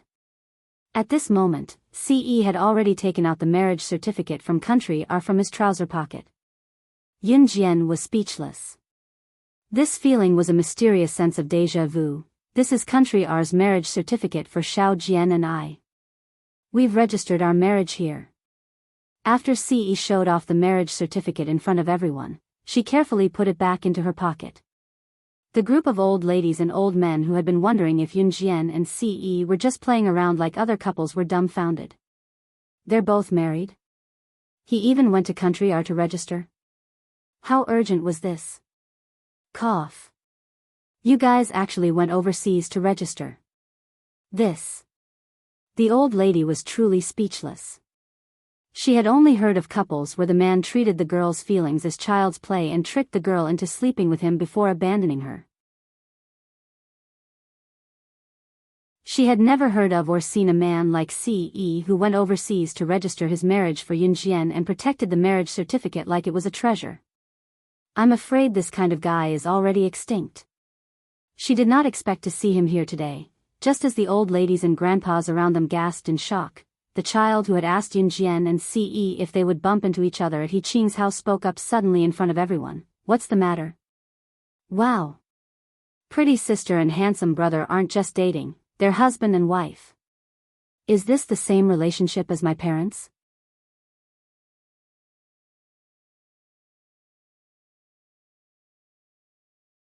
Chapter 1812. The child's voice was very loud and clear. It was as if he had been called out by the teacher in class. He was full of confidence and vigor that only children of this age would have. However, as soon as the child finished speaking, the old lady and old lady sitting around, including the middle-aged man and woman, He Qing, and Zhang Xiaofeng, who came out with him, froze. This kind of thing, it was enough for everyone to keep it to themselves. However, it was the first time something like this was said in front of so many people. Everyone around them couldn't help but blush, not to mention Yun Jian and Si Yi. Although Yun Jian looked extremely calm on the outside, her rosy cheeks were enough to express her current awkwardness. Si Yi, on the other hand, held Yun Jian's hand without blushing or skipping a beat. It was as if he was the most shameless person in the universe. He was probably the most shameless person in the world. The only reason he received this award was because of her. Cough, cough, cough. Little gang, your mom just came out to look for you. It's time for dinner. Your mom is calling you home for dinner. Just as the child, who didn't know what he said wrong, looked around innocently, an elderly woman coughed twice to ease the awkwardness. Then, she spoke to the child. The child's name was Fu Gang. The people of Jianghu village had either he or Fu as their surname. Most of the people in Jianghu village had these two surnames, except for the women who married from other villages, such as old woman Lu. Ah. My mom is calling me home for dinner. I have to hurry back. There's fish at home today. The child named Fu Gang patted his head and didn't care about what he said just now. He ran down a small path and disappeared in front of everyone's eyes as fast as he could. He Qing, dinner hasn't been served yet, right? Hurry, hurry, hurry. He's a guest. It's already so late. Aren't you going to bring the guest home for dinner? The elderly woman, who spoke to ease the awkward atmosphere, quickly turned to He Qing and tried to dissolve the awkward atmosphere completely. Hey. Hey. Cindy, my friend, come home with me for dinner. The food at home is ready. He Qing immediately realized that old Madame Yang was trying to ease the tension for him. He gave old Madame Yang a grateful look and said to Yun Jian and Si Yi. They had already taken out their marriage certificate and said everything that needed to be said. Even the things that shouldn't have been said were clear in their hearts. Yun Jian's small hand tightly grasped his large palm. Si Yi didn't say anything else that would shock the world. Then, Yun Jian and Si Yi followed He Qing back home. He Qing quickly served the dishes. There was no one else at home. He Qing's daughter, Chen Sini's mother, He Xia, had married into Longmen City. He Qing had 2 sons. The eldest, He Yong, had good grades and became an official after graduation, settling down in Longmen City. The second son, He Lei, was not as well off as his eldest brother. He was currently working hard in Longmen City with his wife, so he left his child, He Dongdong, in Jingdezhen and asked his old father, He Qing, to take care of her. Therefore, there were only He Qing and He Dongdong in He Qing's house. All the dishes were served and placed on the square table. Yun Jian and Ce sat together, Zhang Xiaofeng and Chen Sini sat together, while He Qing and He Dongdong sat together. Old Master He Qing's cooking was not particularly tasty, but Yun Jian enjoyed it. Halfway through the meal, He Dongdong suddenly shook her head and looked at Yun Jian and Ce, then at Chen Sini and Zhang Xiaofeng. It's Friday tomorrow. My friends' brothers and sisters are back from school. They said they're bringing everyone to the back of the mountain to shoot birds with slingshots. There's also a fishing and prawn competition. We'll barbecue and eat together. Brothers and sisters, can you guys go with Dongdong to play with everyone? He Dongdong asked as she looked at Chen Sini and Zhang Xiaofeng with anticipation, then at Yun Jian and Ce. Sure, but you'll have to let the 3 of them play with you. I'll watch from the side, I can't do strenuous exercise. Chen Sini waved with a smile and looked at Zhang Xiaofeng before her gaze finally landed on Yun Jian. Her brain had just healed from the rupture, so she could not even jump and had to walk slowly. Jian, I'll leave it to you. Chen Sini stuck her tongue out at Yun Jian.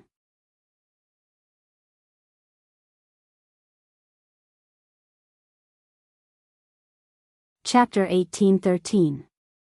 After dinner and a stroll, Yun Jian and Ce went to bed early. There were not many rooms in He Qing's house, but there was still room for each of them. Ce shamelessly followed Yun Jian into her room. The rooms in He Qing's house were connected one by one and the soundproofing was poor.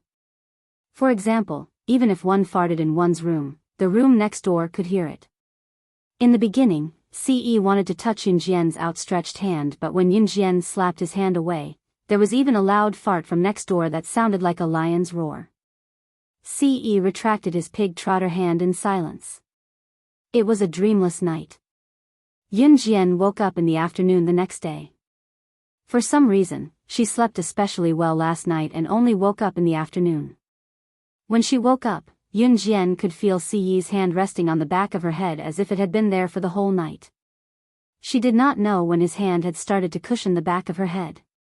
Tilting her head slightly, she could see his bright and deep eyes. They were very good-looking. Ce woke up at 5 or 6 in the morning, but he did not wake Yun Jian up. He kept his hand on the back of her head so that she could lean against it comfortably and stared at her for 5 to 6 hours straight. It was as if he was not tired at all. Jia. Brother. Wake up. Let's go catch some birds. They're already at the back of the mountain, we're the only ones left. At this moment, there was the sound of someone knocking on the door, and He Dongdong's tender voice came through the door. The them naturally referred to He Dongdong's group of brats and friends, including their brothers and sisters. It was Saturday today and yesterday was Friday. Many young boys and girls who were around the same age as Yun Jian and Ce who went to school outside came back to Jinda village from town or Longmen City. Yun Jian and Ce had not gone far from Jinda village, so they did not run into them. The group woke up early this morning and went to the back of the mountain to compete in shooting birds with slingshots. Yun Jian and Ce slept until noon when He Dongdong woke them up. Zhang Xiaofeng and Chen Sini had already gone to the back of the mountain. After Yun Jian and Ce woke up and ate the breakfast He Qing had left for them, they followed He Dongdong to the back of the mountain. The back of the mountain was a place with trees and empty land. The scenery here was beautiful. Millet was scattered all around the mountain. Millet was the favorite food of birds. Since the back of the mountain was scattered with millet, the birds would automatically come over to eat it. When Yun Jian and Ce were brought here, they saw the group of children they saw yesterday as well as their brothers and sisters. Seeing Yun Jian and Ce, the young boys and girls around them took a few extra glances at Yun Jian and Ce due to their outstanding looks. Wow, it's the pretty sister and handsome brother from yesterday. When Fu Gang saw Yun Jian and Ce, he pulled a rather handsome boy who was about 1.75 meters in height over. Fu Gang pointed at Yun Jian and Ce and told the boy, "Brother, they're the brother and sister I met yesterday." Fu Gang wanted to say something shocking, but Zhang Xiaofeng was one step ahead of everyone else.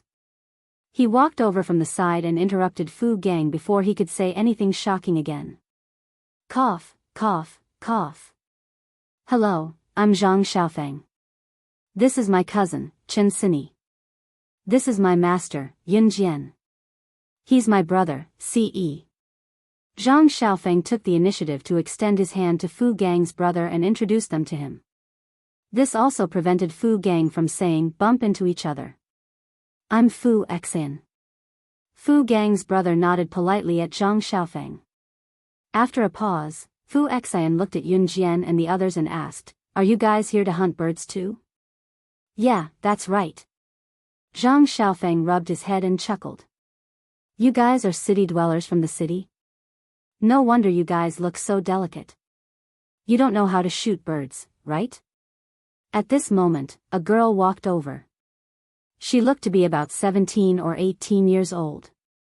Her face was a little dark, her skin was dry, and her nose was big. She wasn't pretty at all. The girl walked over and gave Chen Sini and Yun Jian a few glances. When she saw that Chen Sini and Yun Jian were pretty and their skin was fair and tender, she sniffled and said. However, she was secretly criticizing them in her heart. What's wrong with city dwellers? So what if they're pretty? Look at how delicate they are. They probably haven't even seen a slingshot before, right? What's the use of it? After she finished speaking, the girl glanced at Yun Jian and Chen Sini. Then, she pointed at Fu Xian and said to Yun Jian and Chen Sini, "Brother, you guys are here."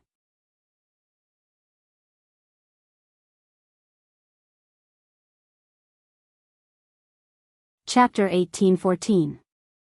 Mingyu, have you forgotten? Not only does Big Brother Xian know how to shoot birds, but he's also shot birds with a gun before. Just as the girl finished speaking, a gorgeous and beautiful girl in a princess dress walked over. She looked at the girl who had spoken up for Yun Jian and the others. The girl who had spoken up earlier was about 17 or 18 years old.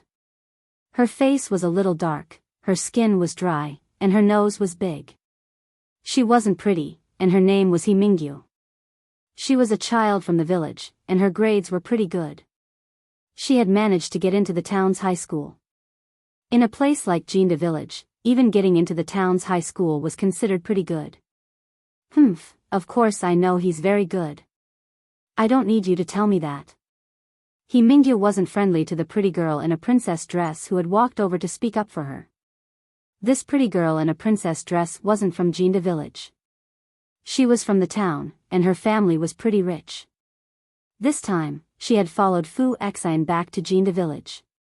Fu Xian was pretty good looking, and in the eyes of these girls, he was a hot steamed bun.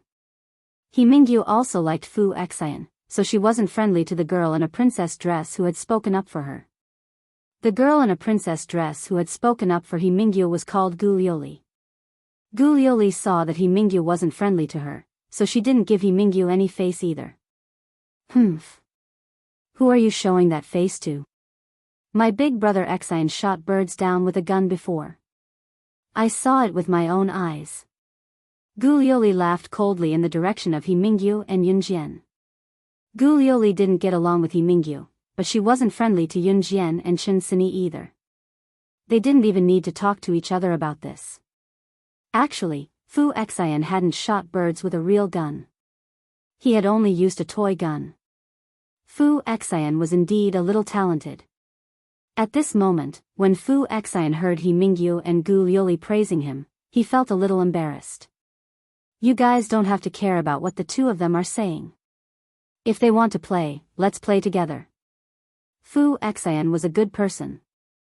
He looked at Yun Jian and Ce and laughed. After saying that, he pointed to a wooden barrel not far away. There are many slingshots over there. You can take whatever you want. Don't worry.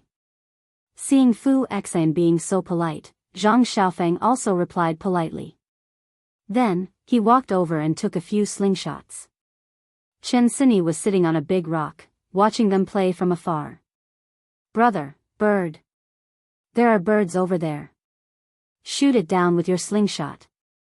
At this moment, He Dongdong suddenly noticed a bird pecking at the ground. He whispered to Zhang Xiaofeng. Okay. Zhang Xiaofeng responded. Just as he was about to shoot the bird with his slingshot, He Mingyu beat him to it. He Mingyu said as she walked over with large strides. She pressed a stone on the slingshot in her hand and shot the bird.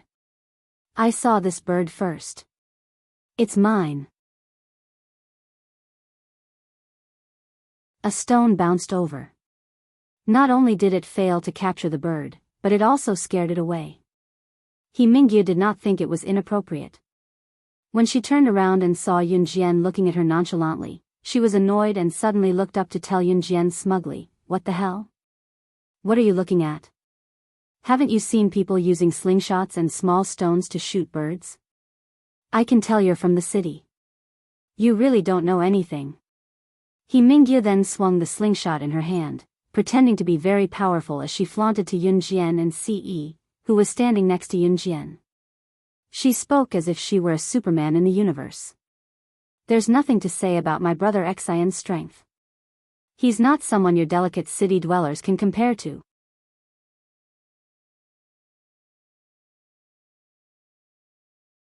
Chapter 1815.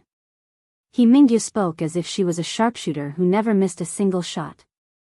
She was extremely cocky. That's true. Mingyu is the best girl in Jinda village. Fu Xian's hit rate is 5 times out of 10, while Mingyu's hit rate is 1 time out of 10. A boy who was about the same age as He Mingyu and Fu Xian walked over and said honestly. He even rubbed his head and smiled a little embarrassedly. What the boy said was the truth. The group of people around them were all children from the countryside, except for Gu Liuli, who was from a wealthy family in town. Children from the countryside were still wild and could run, like He Mingyu. She was tan because she was exposed to the sun every day. Children from the countryside were wild, and the birds in the countryside were wild as well. Over the years, people had gained experience in catching birds. And the more birds were caught, the more experienced they became when it came to stealing millet and running away. Whether it was Fu Xian or He Mingyu, they hadn't spent all their time studying how to catch birds since they were young. To have such a hit rate, in addition to their age, they were already the best among the younger generation. I don't need you to tell me that I'm also the best among the girls. And she was a perfect match for Fu Xian. He Mingyu glared at Gu Liuli, then turned her arrogant head towards Yun Jian. She seemed to be saying, "How is it? Do you know how good I am now?" The corners of Zhang Xiaofeng's lips twitched. He was so disgusted by He Mingyu's ugly mouth that he almost vomited. Dong Dong, go play with your little friends. Zhang Xiaofeng handed the slingshot to He Dongdong, then turned to look at Yun Jian. Master, we haven't trained today. Why don't we run 10 laps around this mountain? There's a foul smell here. I can't King stand it. Zhang Xiaofeng was quite vicious. Although he didn't mention any names, anyone with a discerning eye could tell that he was talking about He Mingyu. He Mingyu's face instantly darkened. He Mingyu suddenly rolled her eyes. She accidentally heard Zhang Xiaofeng call Yun Jian master, so she opened her mouth and spat at Yun Jian. Ha ha ha, what master? You're actually taking in disciples. Did he think that he was some kind of expert? Learning how to take in disciples? Ha ha ha. I'm dying of laughter. A woman from the city like you, what skills do you have to teach your disciple? I advise you to go home, take a piss, and look at yourself. When He Mingyu started speaking, Ce pulled Yun Jian into his arms and retreated 5 meters away from He Mingyu, so that He Mingyu's spit didn't hit Yun Jian and Ce. When He Mingyu spoke up to this point, Siyi's face turned cold and he frowned. He directly interrupted He Mingyu, "Don't you dare say anything bad about my woman again." Siyi's words carried absolute pressure. He Mingyu didn't know why, but he actually shrank back in fear and didn't dare to speak. Go run 20 laps around the mountain. After that, I'll teach you how to use the butterfly knife. Yun Jian glanced at Zhang Xiaofeng and said. After learning from Yun Jian for so long, Zhang Xiaofeng really wanted to learn how to use the butterfly knife nimbly from Yun Jian. When he heard Yun Jian's words, Zhang Xiaofeng widened his eyes and asked Yun Jian, "Master, really?" I'll run right now." After saying that, he disappeared without a trace. Tisk, he's pretty good at acting. He Mingyu didn't dare to speak in front of Ce, but when he saw Yun Jian's expression, he couldn't help but mutter. Zhang Xiaofeng's stamina was getting better and better. After an hour, he finished running 20 laps around the mountain. During this hour, Yun Jian couldn't help but sneer as she watched He Mingyu hit the birdie once out of 10 times. "Master, I'm done running." Zhang Xiaofeng panted heavily and wiped away his sweat. He didn't collapse to the ground like ordinary people after running for so long. He Mingyu watched as Yun Jian took out the butterfly knife from his pants pocket and laughed coldly. "You're just deliberately mystifying things." Gu Liuli also looked over and chuckled softly. On the other side, Yun Jian took out the butterfly knife and swung it twice, then said to Zhang Xiaofeng, "The butterfly knife is nimble. If you want to throw it, you have to fully grasp its structure and how to use it." Just as she said this, Yun Jian's eyes suddenly narrowed. The people around them, including He Mingyu, Gu Liuli, and Fu Xian, were all slightly startled. They saw Yun Jian suddenly throw the butterfly knife.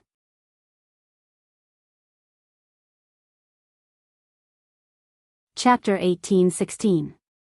The butterfly knife was called a butterfly knife because its blade was very similar to a butterfly. A butterfly had a body and 2 wings. When the wings were folded, they could wrap around its body. The butterfly knife was the same. The blade of the butterfly knife was the body of the butterfly. If a normal knife was to be stored, it would be stored in the scabbard. However, the butterfly knife's scabbard wasn't a single scabbard.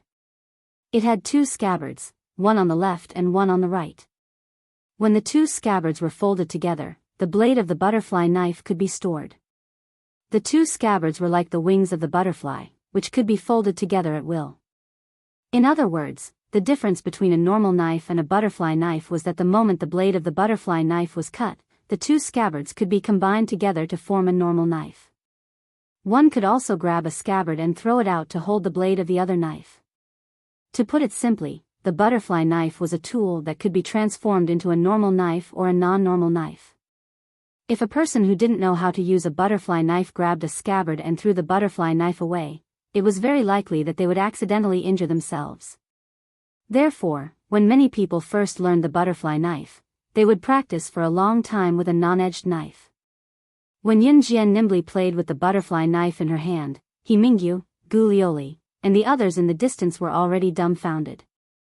The group of children around them had never seen such a knife.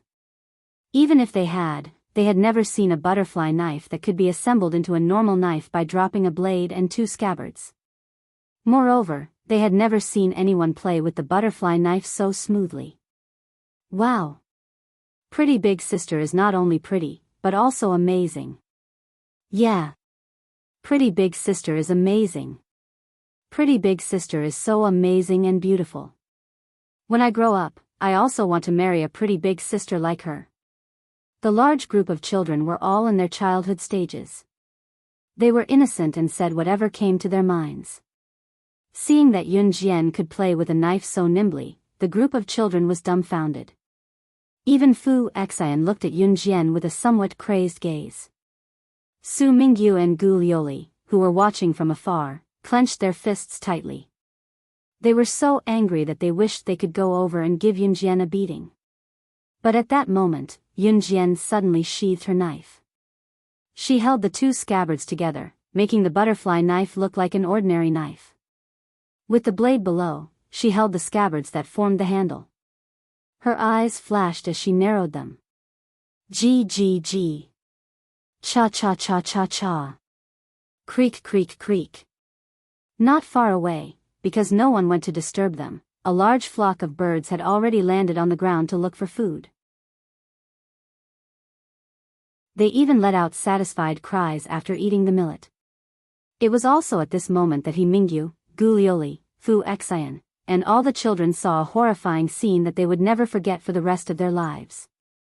The butterfly knife in Yunjian's hand suddenly flew towards the flock of birds.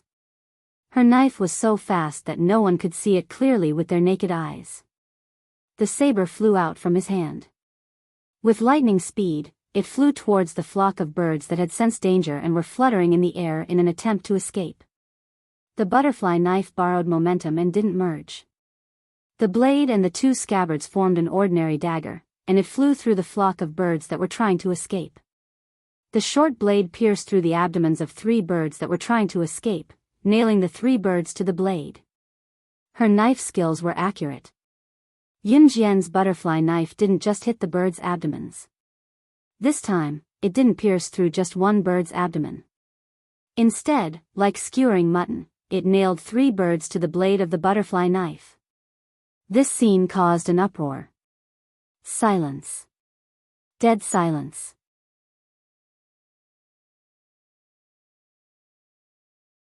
Chapter 18-17. The knife pierced through the abdomen of 3 birds in a row. Yunjian's knife skills were so accurate that it frightened and horrified everyone present. Mingyu and Gu Lioli were already scared beyond recognition by Yunjian's move. They couldn't say a word for a long time, and even their minds were blank. The group of friends around them were the same. In the end, it was Fu Xian who broke the silence.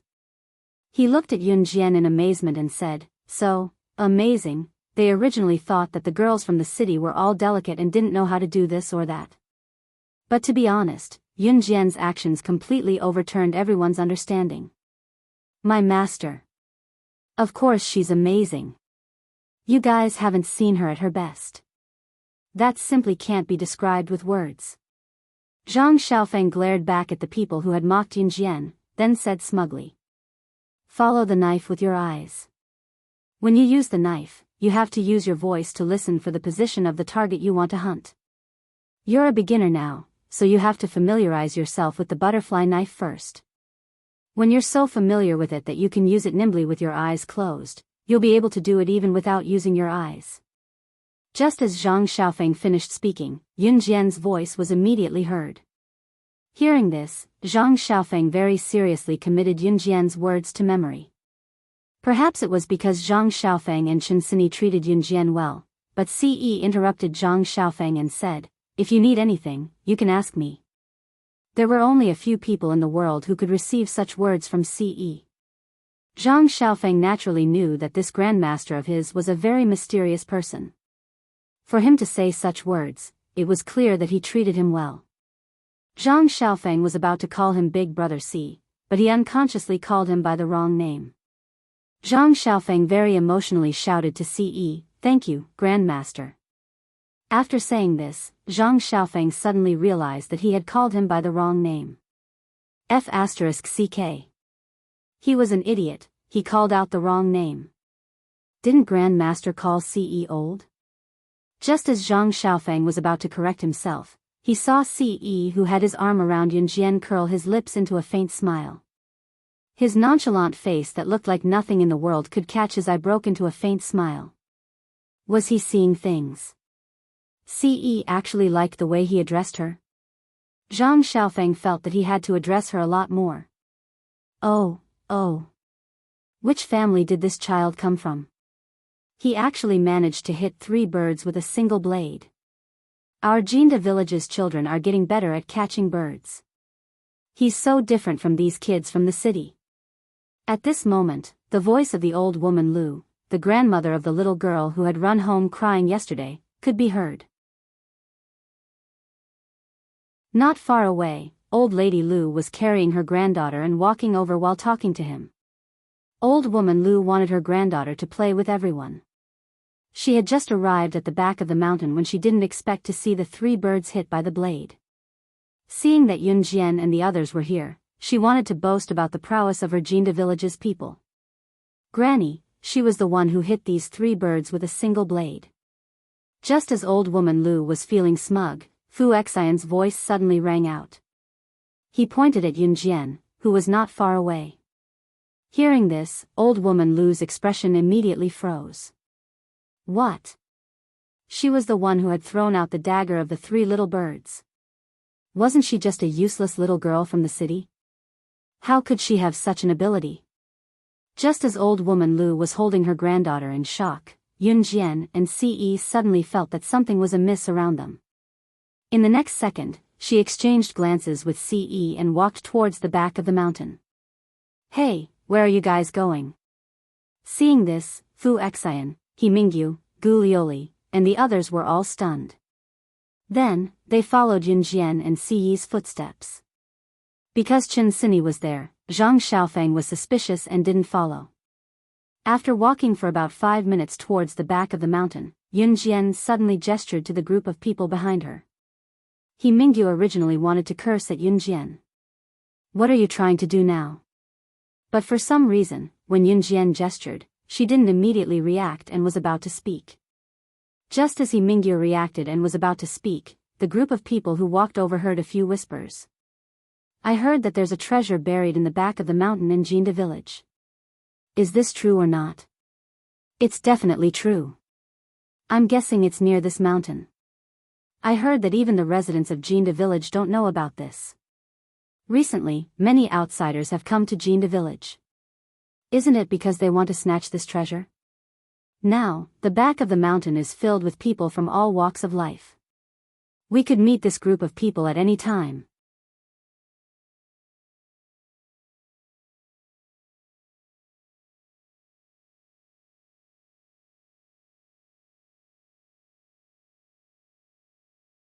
After he came back from outside, he hurriedly called Yun Jian, Ce, Chen Sini, and Zhang Xiaofeng into the house. Sini, I've called. Your family's car will be here to take you back to Longmen City later, He Qing said, looking flustered. Go home? Grandpa, we've just arrived yesterday. Why do we have to go back? Chen Sini was shocked and confused. He Qing kept quiet for 2 seconds before he suddenly glanced at Yun Jian and Ce. Finally, as if he had made a decision, he walked to the door and looked around. Seeing that there was no one there, he closed the door and turned to speak to everyone sternly. He looked at Yun Jian and Ce first. Sini has told me before that one of you is her best friend and the other is her best friend's man. It's believable. I won't keep this a secret from all of you. As he spoke, He Qing looked at the group and sighed.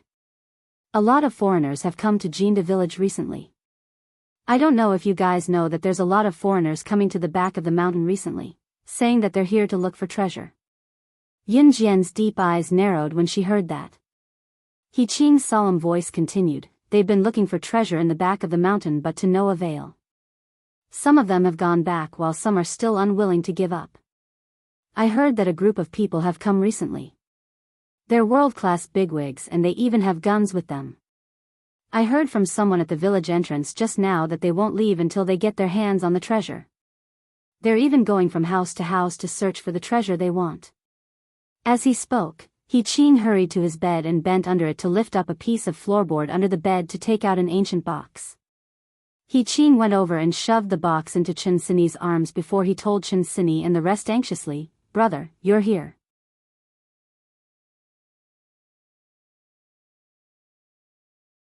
Chapter 18-19. Grandpa. Then what are you going to do? Chen Sini had never heard of this before, let alone the fact that her family had an ancestral treasure. She was completely stunned and asked after a moment of silence.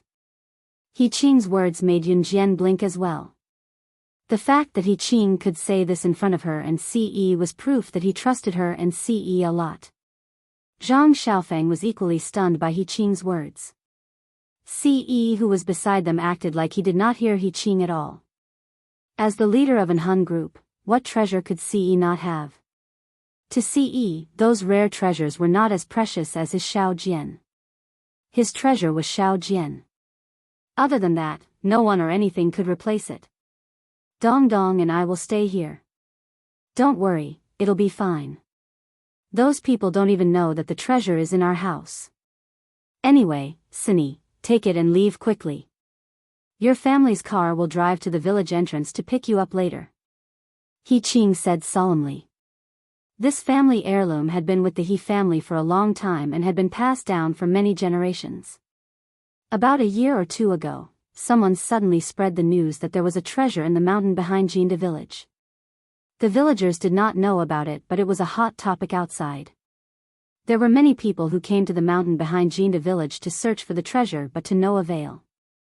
Basically, they would leave when they did not find the treasure after searching the mountain behind Jianghu village.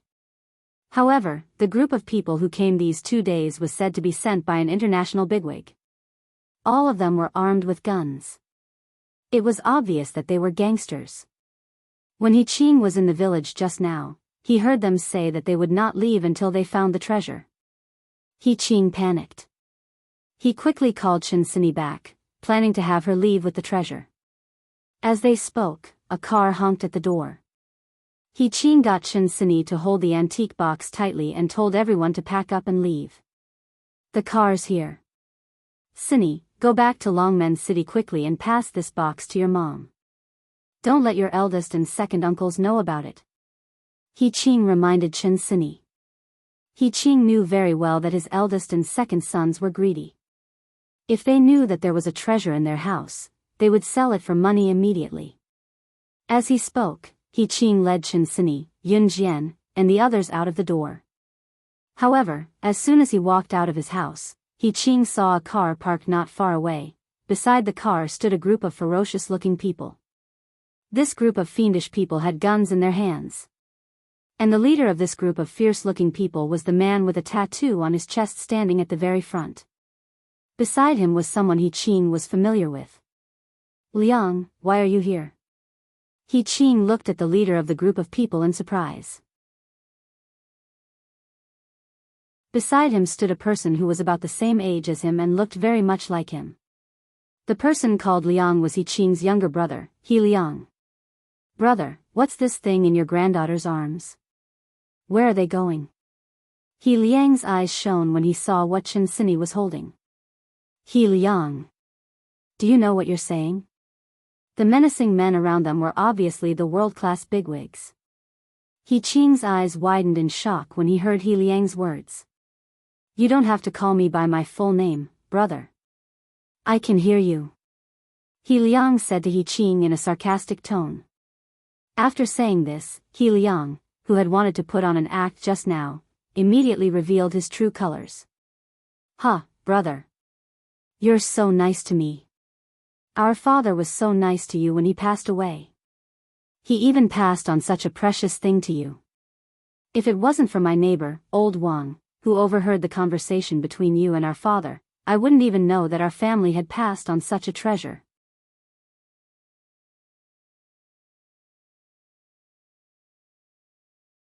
Chapter 1820. He Qing's old father had already passed away. Before he passed away, he gave the family heirloom to He Qing and told He Qing to pass it on. When it came to family heirlooms, some people would think about how to sell it for money. Others would want to pass it on even if they starved to death. Of course, there were very few people who could do the latter. He Qing was one of them. He Qing's old father had long seen through his other son, He Liang's character.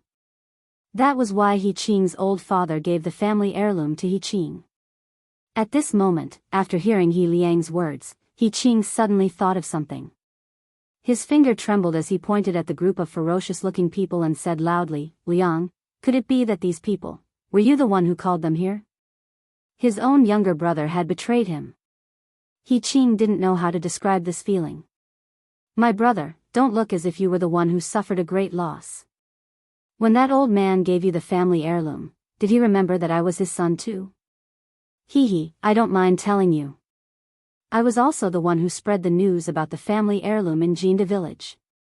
He Liang's face made Chen Sini and Zhang Xiaofeng feel nauseous. There was a glint in Yun Jian's eyes. Siyi's arm around her waist never loosened. You. He Liang's words made He Qing's expression change. He Qing couldn't believe that his younger brother would betray him like this. He clutched his heart and was so angry that he almost vomited blood. What are you guys waiting for? Hurry up and snatch the treasure. It's in that girl's arms. He Liang suddenly said to the leader standing next to him as he pointed at Chinsini.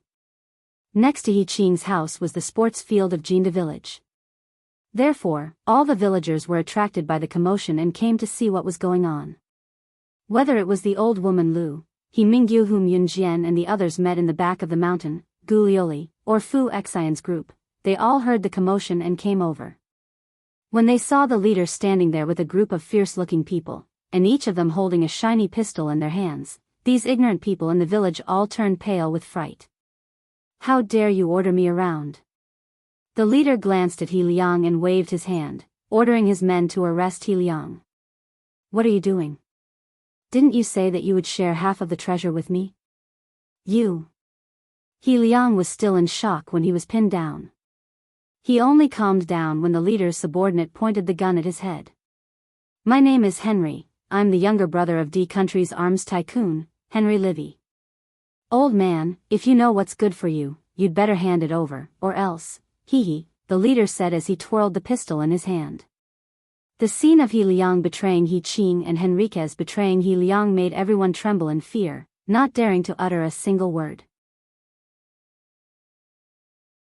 Looking at the shiny pistols, He Qing clenched his fist. He didn't expect that in the end, the one who ruined his family's heirloom was his own brother. Old man, give it to me. Otherwise, I'll kill you. Henriquez saw that He Qing didn't take out the treasure, so he grabbed the gun and pointed it at He Qing's head. I won't give it to you. Just when everyone thought that He Qing would not be able to protect his family's heirloom, a beautiful female voice rang out. Yun Jian quietly took the antique box from Chinsini and held it in her hand. She crossed her arms and looked at Henriquez in front of everyone as she said those words. What did you say? Give it to me. Henriquez heard Yun Jian's words and angrily pointed the gun at Yun Jian as he roared. The gun was actually pointed at Yun Jian's head. She just provoked Henriquez, who had a gun in his hand. Was she looking for death? The surrounding residents of Jianghu village, including Fu Xian, He Mingyu, and the others, all took a deep breath. They were so scared that their faces turned extremely pale. Old woman Lu was so scared that her legs were paralyzed. Just when Henriquez was overbearing, a gunshot sounded. Without giving anyone a chance to react, this shot was aimed at Henriquez's wrist that was pointing the gun at Yun Jian's head. The bullet flew into Henriquez's wrist at a speed that he couldn't react to at all. The nerves in Henriquez's wrist were destroyed on the spot. The gun in his hand that was pointing at Yun Jian's head fell to the ground unconsciously. No one could see who fired the gun. When everyone looked in the direction of the frightening bullet, they saw a shiny silver gun appear in Siyi's right hand while holding Yun Jian's waist. In terms of shooting skills, Siyi was invincible in this world. With a dark expression, Siyi looked at Henriquez without a change in his expression. After he shot Henriquez's wrist in a swift motion that no one knew when he had taken out his gun and shot, a voice so cold that it shocked everyone rang. It was directed at Henriquez.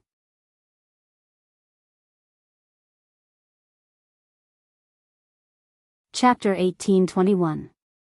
The surrounding people were shocked by Siyi's actions. What was even more frightening was that Siyi also had a gun. And all of Henry's subordinates also had guns. Even if everyone knew that Siyi had a gun, they would never have thought that Siyi would do such a thing. Just because Henry pointed his gun at Yun Jian, Siyi fired at him. Not to mention Siyi's marksmanship, just his actions alone were enough to show that he was disregarding his own life just to protect Yun Jian. There were many girls present, and Siyi was so handsome. When these girls saw this scene, they couldn't help but be tempted. Nowadays, how many boys would really disregard their own lives for the sake of the girl they liked? Just as everyone was thinking this, Henry, who had one of his wrists crippled, held his hand and roared, "You actually dared to shoot at me. Kill him. Kill them for me." After taking the treasures, don't leave a single one alive. Henry's tone was very agitated. It was the kind of furious roar that came from enduring the pain in his wrist. So what if CE had a gun? He was only one person after all. The Jianghu village residents standing in the distance were so frightened that their legs went soft. Henry had obviously suffered all kinds of knife and gun wounds in the past. How could he be ordinary in the black market? Although Henry was in great pain from CE's attack, he could still endure it. Just as he growled, Henrius held his injured wrist. His eyes darted around, not looking at Yun Jian closely just now. Now that he was looking at her delicate and beautiful face, he could see that she was delicate and pretty. She was more perfect than any girl he had ever ked. Henrius' eyes suddenly narrowed, and his lower body swelled. Perhaps because CE dared to shoot at him and injure him, Henry wanted to take revenge. He pointed at Yun Jian and said to his subordinates, "Don't kill this girl. Kill everyone else. Hee. How dare you injure me? I'll king rape your woman in front of the whole village." The person Henry wanted to take revenge on was naturally CE, who had hurt him. He was the younger brother of the D country's military tycoon, Henry Liwei. How could a brat like him provoke him? Originally, CE didn't plan to make a move, but after hearing Henrique's words, CE's eyes flashed with a strong killing intent. Even he himself could not bear to touch his Xiao Jian. "You can prepare to die now." CE let go of Yun Jian's waist and took 2 steps towards Henry. Yun Jian blinked. "What did you say?" Henry glared at CE. However, the moment Henriquez spoke, CE's tall figure appeared in front of Henriquez like a phantom. He directly passed by Henriquez's subordinates who were protecting him, his speed as fast as a bolt of lightning. Raising his hand, the gun in his hand was pressed against Henriquez's temple before his men could even react. Without any hesitation, the bullet went straight into Henriquez's temple with a bang. The residents of Jianghu village had never seen such a scene. At the same time, the residents of Jianghu village retreated 3 feet in fright, their faces drained of color. He killed someone. The second before Henriquez closed his eyes and stopped breathing, his eyes widened in disbelief as he fell to the ground. His subordinates were all highly trained assassins. These assassins could even buy him time to escape the pursuit of a top 10 international secret agent or assassin ranking. However, CE just now was like a phantom, appearing in front of him in seconds and killing him directly. Such skill, other than slaying God who ranked first in the international secret agent ranking, no other male in the world could do this. Could he be from an Hun group? However, before Henriquez could think further, his body had already fallen to the ground. The surrounding residents, including Fu Xian, He Mingyu, and the rest, had a drastic change of expression as they retreated to the corner of the wall in fear. Even Henry's men were stunned by CE's simple yet fast speed that could not be captured by the naked eye. At this moment, CE had put away the gun in his hand. With both hands in his trouser pockets, he kicked Henriquez's body more than 10 meters away, causing Henriquez's body to fall onto Henriquez's most prized subordinate. In front of everyone, CE's mellow voice that was so cold that it was frightening rang. He spoke openly about his identity to Henry's subordinates.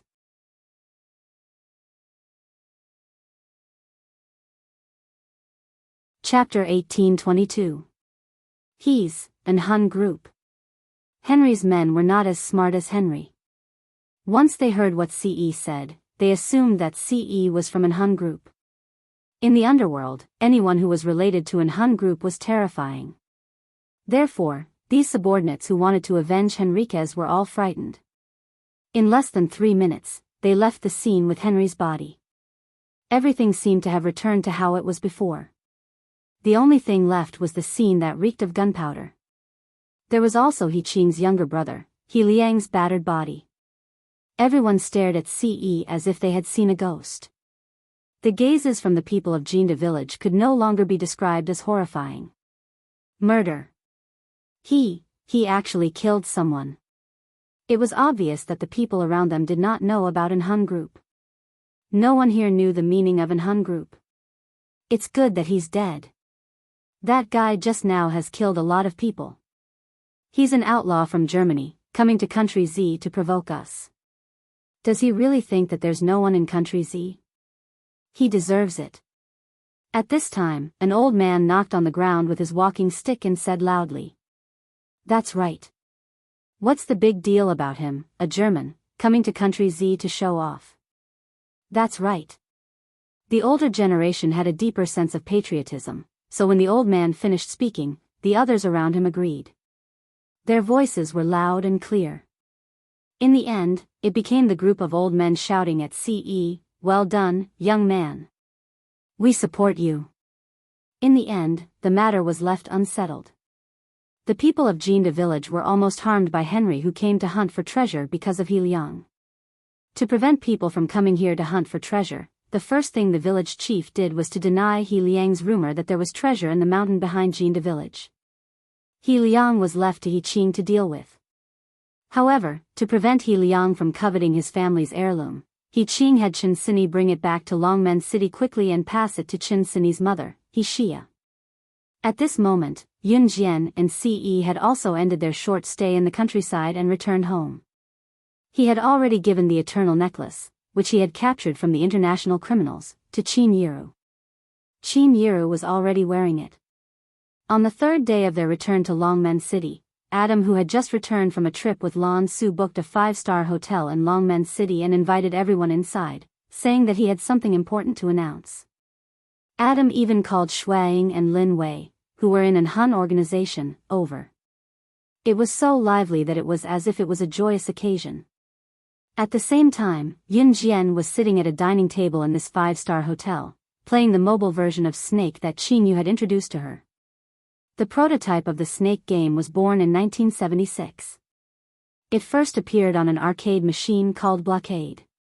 It was a 2-player game.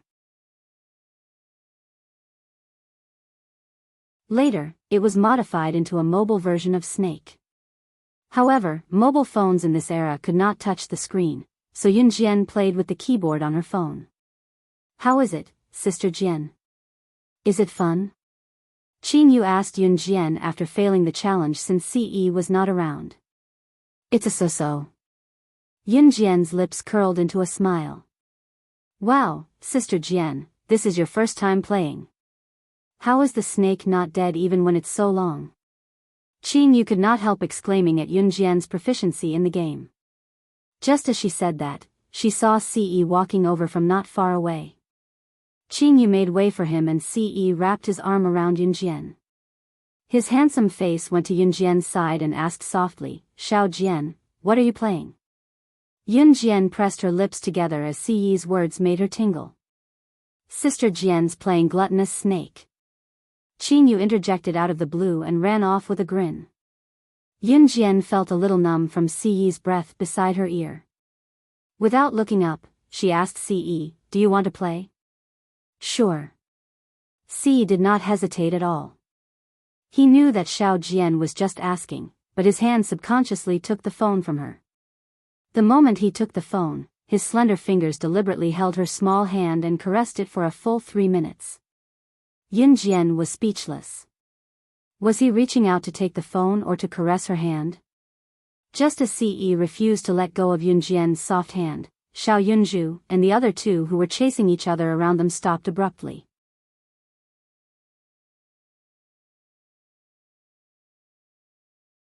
Chapter 1823. At this moment, Ce's bony hand was holding onto Yun Jian's delicate hand, refusing to let go. Cough, cough, cough. Qin Yiru blushed when she heard what Xiao Yunju said. She quickly walked over to grab Xiao Yunju and dragged the 3 of them to the side. Fortunately, they were all on the same side. Qin Yu, Gu Nianji, and Luo Berry were all there, so they were not surprised by this. Yun Jian had Ce, Si Luo had Snow Eagle, Qin Yiru had Gu Junjian, Qin Yu had Yun Yi, and Lan Su had Adam. Even Xiao Yunju was holding hands with Duanli, looking extremely happy. Gu Nianji, who was sitting alone in the corner, watched the scene before her. She pouted and waved at Luo Berry. "Little Strawberry, come here. Come here quickly." Luo Berry had been secretly eating pastries at the table, but when she heard Gu Nianji calling for her, she took 3 pieces of pastries from the table and walked over to Gu Nianji. Luo Berry did not know that Imo-sen, who was standing nearby in a suit, looked like he was looking at his younger brother, Adam. However, he was actually sizing up Luo Berry from the corner of his eyes. Luo Berry ran towards Gu Nianji. Gu Nianji reached out and put her arm around her shoulder.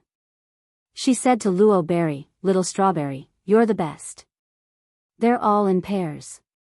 Fortunately, you're here. Otherwise, I would be alone." How awkward would that be? Gu Nianji laughed out loud like a man and took 2 wine glasses. She shoved one of them into Luo Berry's arms and said to her, "Come, come. Come, come, come. To celebrate our friendship, cheers." Gu Nianji was from Yulong mainland, so she had a forthright aura. Luo Berry, on the other hand, was more delicate. She held the glass of wine and was stunned. Gu Nianji had been taking care of her when she was at Qing Yu's house, like a big sister. Luo Berry grinned at Gu Nianji as she thought about it. She took the glass of wine and clinked it with Gu Nianji's. Just as she was about to put the glass into her mouth, a very beautiful hand reached out and blocked Luo Berry's hand that was about to put the wine glass into her mouth. "She can't drink. I'll drink for her." A male voice that Luo may have been longing for sounded. The voice was very pleasant to the ears, and there was a hint of a cool breeze in his breath, making people feel refreshed. Mawson, who had been watching Adam the entire time and secretly glanced at Luo Berry from the corner of his eyes, couldn't help himself when he saw that Luo Berry was going to drink. He walked over and snatched the wine cup from Luo Berry's hand, downing all the wine in one gulp. Luo Berry was shocked by Imo-sen, who suddenly walked over. She was stunned and didn't react for a long time. You don't have to drink for me, I can drink." Just as Lockberry was about to explain, Imo-sen interrupted. "Drinking is bad for a girl's body. Don't drink in the future." After saying that, Imo-sen took away the wine glass in Rockberry's hand. Luo Berry was stunned. Gu Nianji, who was beside her, covered her mouth and snickered secretly behind Luo Berry's back. She thought to herself, "My little strawberry, this is all I can do for you."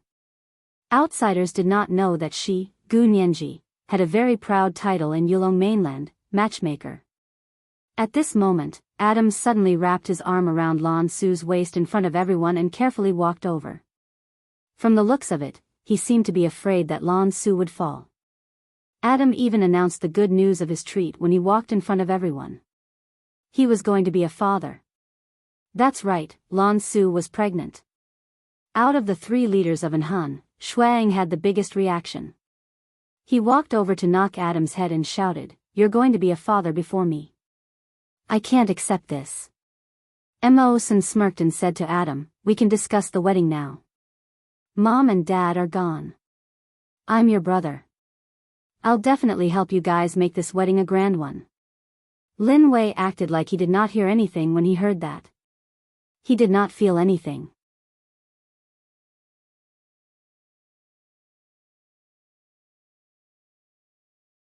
Chapter 1824. Adam's announcement was indeed a pleasant surprise. Once the news was announced, everyone who was present was pleasantly surprised. Everyone's reactions differed greatly as well. Looking at his 3 brothers' reactions, Shuang was the most agitated. Adam even glanced at Shuang smugly and said with a grin, "I can't compare to you in other aspects, but you can't beat me in this lifetime when it comes to being a father earlier than you." Among the 4 leaders of an Hun group, the most boisterous were Adam and Shuang. Lin Wei was the most composed, followed by Imo Sr. "What's the use of being a father earlier? It's amazing to have more children. It's still too early for you to compare yourself to me." Shuang chuckled at Adam, unwilling to admit defeat. "Then why don't we compete to see who has more children in the future? Whoever loses will go to Amazon for a year?" Adam countered. "Come on. Do you think I'm scared of you?" Shuang replied. "Young master, we've made this bet in front of you. You have to remember it in the future. No one is allowed to go back on their word. Adam turned to Ce and said confidently. Ce, whose hand was still on Yunjian's waist, smirked and glanced at Adam and Shuang sharply. I'll send both of you to Amazon tomorrow for a year to practice. How about that? Adam and Shuang declined quickly at Ce's words. Please don't, young master. You can't do that. Yunjian had actually known about Lan Su's pregnancy since a long time ago. Lan Su could not keep it a secret and had told her long ago. Yunjian wore a small smile and pressed her lips together lightly. She did not know that Ce, who was sitting beside her, was already tempted when he heard that Adam and Lan Su were pregnant earlier than her and Xiao Jian. Everyone enjoyed the meal, and nothing unpleasant happened. It could be said to be a very peaceful dinner. Halfway through, Lan Su suddenly called Yunjian outside and gave Yunjian an envelope. He said to Yunjian with some shame, Yunjian, the address of the martial arts family is in this letter. I may not be able to accompany you to collect the letter. I just had a baby, and the doctor said that the first 3 months of pregnancy is not stable, so I know. Give birth to the child peacefully. Whether it's the matters of the Yulong mainland or the matters here, you don't have to care about them until the child is born. Yunjian smiled and said to Lan Su. She, Lan Su, was originally the sorcerer god's #1 protector. Whether or not she could get married was up to the sorcerer god. Lan Su was very touched by Yunjian's words. Just as Yunjian finished her touching words, Yunjian opened her mouth again. But after you give birth, you have to continue to work hard for me. At the very least, you have to earn a few billion back for me. This sentence sounded like she was using Lan Su, but Lan Su knew that Yunjian meant that she, Yunjian, would not give up on her even if she rested for a year. Lan Su was even more touched now. All right, you can go in first. Yunjian said to Lan Su. Lan Su heard this and returned to the dining table. Yunjian held the envelope in her hand. Just as she stuffed the envelope into her trouser pocket, her phone beeped with a message notification. Beep. Yunjian opened the phone and clicked on the message. As soon as the message was opened, Yu Xiaoluo's message immediately popped up on the screen. On November 15th, you will depart for the hunting school on time. Come to Min City Military Academy and meet up with the other 2 comrades. At that time, we will send you to the hunting school. You will stay in the hunting school for a year. You will stay at home for the next few days to prepare everything and wait for departure. On November 15th, Ce's birthday was on November 11th, which meant that she could accompany him at the Inhun organization for 4 days.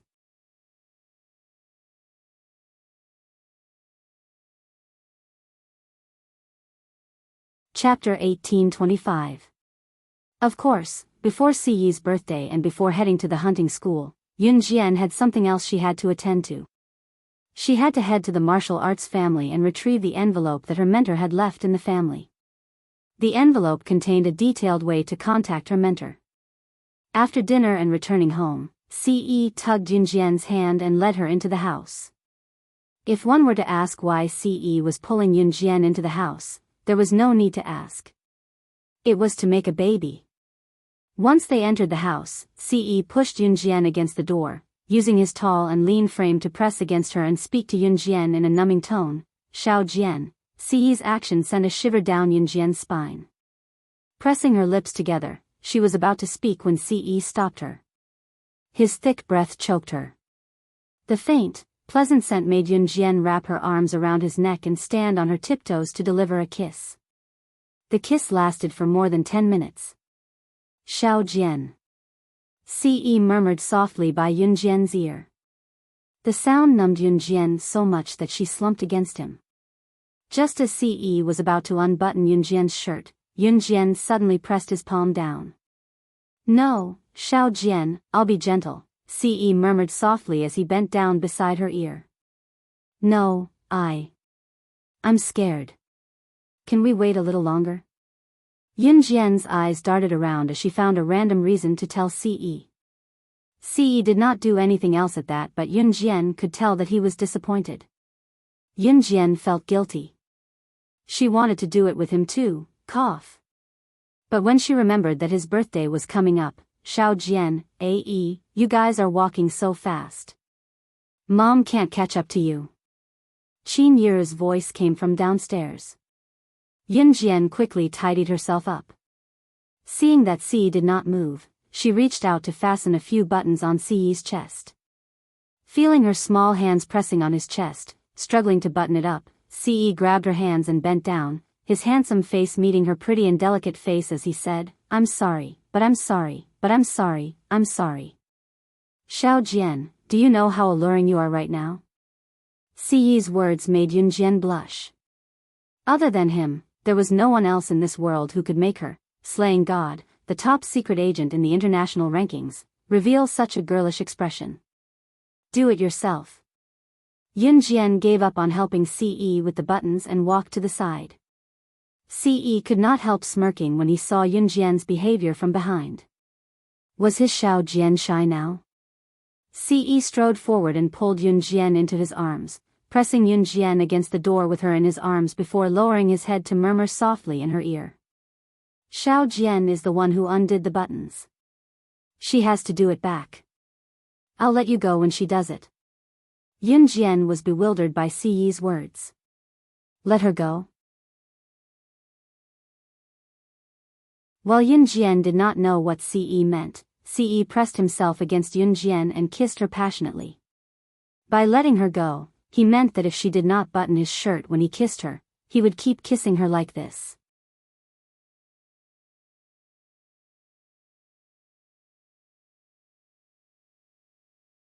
Chapter 1826.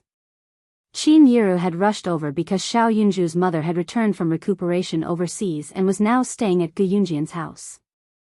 The villa Ce bought was only a few minutes' walk away from Gu Yunjian's house, so Qin Yiru had hurried over to tell Yun Jian about it.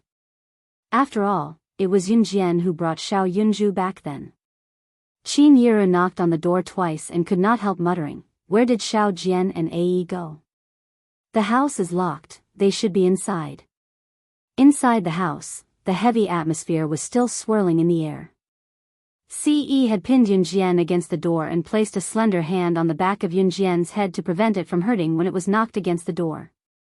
Ce, who felt shameless, kissed her with his lips, looking like he would not let go until she buttoned his shirt. Worse still, Qin Yiru was still outside the house. Yun Jian's mouth was gagged by Ce, but she could only grope her way to Ce's chest. Yun Jian could push Ce away with brute force and he would not retaliate, but she did not want him to be hurt, so she could only button Ce's shirt with a blush on her face from Qin Yiru, who was outside the door. Yun Jian had only buttoned his shirt for Ce just now. Since she was kissed by Ce, she could not see where her hand was going. Perhaps it was because Ce was gripping her mouth. She could not find the right spot with her outstretched hand. As slaying God, she could slit the throat with a single slash and her hacking skills were the best in the world. As the goddess of sorcerer, she had ruled Yulong mainland for thousands of years and had once slain the gods of deity continent. She was regarded as an object of reverence and worship by the world. However, as his woman, she was at a loss. Yun Jian had only wanted to reach for the bottom button of his white shirt, but her head was held steady, so she could only grope blindly. Mama Qin, Jijia and Ce Gij must be in the house. Xiao Zhu told me to tell you. Duan Li's sharp voice came from the staircase outside the house. Yun Jian and Ce, who were in the house, heard it loud and clear. Duan Li's voice sounded particularly frightening. Her hand slipped from the bottom of Ce's shirt as if she was caught doing something naughty and her right hand accidentally touched something indescribable. It was scalding and warm. Unable to react in time, Yun Jian clenched her fists a few times. What was it? Soft and soft? Hard and hard? So big that she could not wrap her hand around it? Was it a gun he was hiding on him? Yun Jian blinked. She could clearly feel the change in Ce's expression. As she thought about it, Ce suddenly stopped kissing her and grabbed her hand that was under him. Panting, he went to Yun Jian's ear and whispered to Yun Jian in a volume that only the two of them could hear. Xiao Jian, are you playing with fire? She actually held his. If Qin Yiru and Duanli who were standing outside the door were not here, he would have tossed her onto the bed right now. It was only then that Yun Jian realized what she was grabbing and blushed. Yun Jian was about to speak softly. Ce suddenly went to her ear and bit it softly, his warm breath blowing against her ear or neck. Yun Jian shuddered. Outside the house, Qin Yiru waited for a while but no one came out. Her first reaction was that something had happened to Xiao Jian and Ae. Qin Yiru quickly ran to get the spare key. Just as she was about to open the door, she saw Yun Jian walked out of the room drowsily and glanced at Qin Yiru, asking, "Mom, we just fell asleep. Is there anything you need? I thought something happened to you guys in the house. Xiao Zhu's mother is back. She's over there now. Do you want to go and take a look?" Qin Yiru breathed a sigh of relief. There were news reports about family members staying silent in their own bedrooms, only to find a corpse in front of them the next day when they opened the door. Death by electrocution, suffocation, and so on. It was inevitable that Qin Yiru was worried. "I'll go take a look." Yun Jian's cheeks were as red as a monkey's butt. Pretending that Ce was asleep, she walked out of the house and closed the door, not letting Ce out.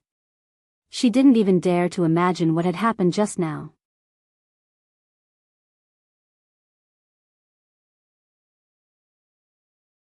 Chapter 1827. Xiao Yunju's biological mother in this life was called Yun Hailan. Yun Hailan was stabbed in the stomach by brother Niu, who was collecting protection fees. Yun Hailan almost died back then and was sent abroad by Yun Jian. She had been recuperating in the hospital for close to a year and was finally back now.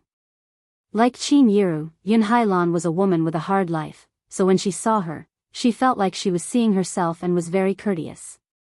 When Yun Jian went to Gu Yunjian's house and saw Yun Hailan nearly knelt to Yun Jian. If it were not for Yun Jian back then, she would probably have died because she did not have the money to get her injuries treated. How could she have fully recovered today? In the end, it was Qin Yiru who stopped Yun Hailan, who was about to kneel. "Xiao Zhu is an obedient and sensible child. We haven't spent much time together but we're like a family. You're Xiao Zhu's mother. We're a family from now on. I've heard about your family background from Xiao Jian. Why don't you stay in Longmen City and keep me company from now on? We've been with Xiao Zhu for a year, we can't bear to let him go. You stay. The place I work at is hiring. You can come to work with me and we can take care of each other. Don't leave." Qin Yiru stopped Yun Hailan, who was about to kneel before her, and blurted out everything she wanted to say. Sometimes, things that could be solved with just a few words had to be made like a parting of life and death. If Qin Yiru had not said those words, Yun Hailan would have left with Xiao Yunju. After all, she was embarrassed to stay here. However, what Qin Yiru said made Yun Hailan waver. Longmen City's economy was more developed than Yun Hailan's hometown. The security here was much better, so there was no need to collect protection fees. Therefore, Yun Hailan thanked Yun Jian and Qin Yiru a few times and was just short of kowtowing. In the end, she stayed with Xiao Yunju. After that, Yun Jian wasn't worried anymore. At first, he was worried that Yun Hailan would insist on taking Xiao Yunju away. But from the looks of it, Xiao Yunju wouldn't go with Yun Hailan. Yun Jian was relieved. After Adam announced the good news, Mo Sun, as the older brother, began to arrange Adam and Lan Su's wedding date. Lin Wei returned to an Hun organization while Shuang brought Si Luo back to an Hun organization to have a baby. His bet with Adam was still there. Everything seemed to have gone back to square one. Ce had returned to an Hun, and this time, it was Yun Jian who chased him back to an Hun. When everything was settled, Yun Jian put on her shoulder bag, which contained the butterfly knife given to her by Mu Ying, as well as the things she usually carried, and set off for the martial arts family. The letter Lan Su gave her contained the detailed address of this martial arts family. This martial arts family was different from other martial arts families. It was located in a small ravine in a very poor mountainous area. It would take more than 3 hours to get from the city to the county in the mountainous area and then to the nearest town. After that, it would take 1 or 2 hours to reach the destination on foot. The nearest town to the destination was called Yunling Town. It was a very fairy-like name. Yunjian's destination was a place called Yunling Mountain. The martial arts family was built on Yunling Mountain. The construction of this martial arts family was similar to a large temple, but it wasn't a place to burn incense and pray. When Yunjian arrived at Yunling Town, she was carrying her shoulder bag. Just as she asked the boss of a shop for the location of Yunling Mountain, the boss asked her in surprise, "You're going to Yunling Mountain too? You're going to the martial arts family, the Huang family, to learn martial arts, right?" Yunjian nodded. Naturally, she wouldn't reveal her intentions. The Huang family's martial arts are famous. Many people have come to the mountain recently to learn martial arts.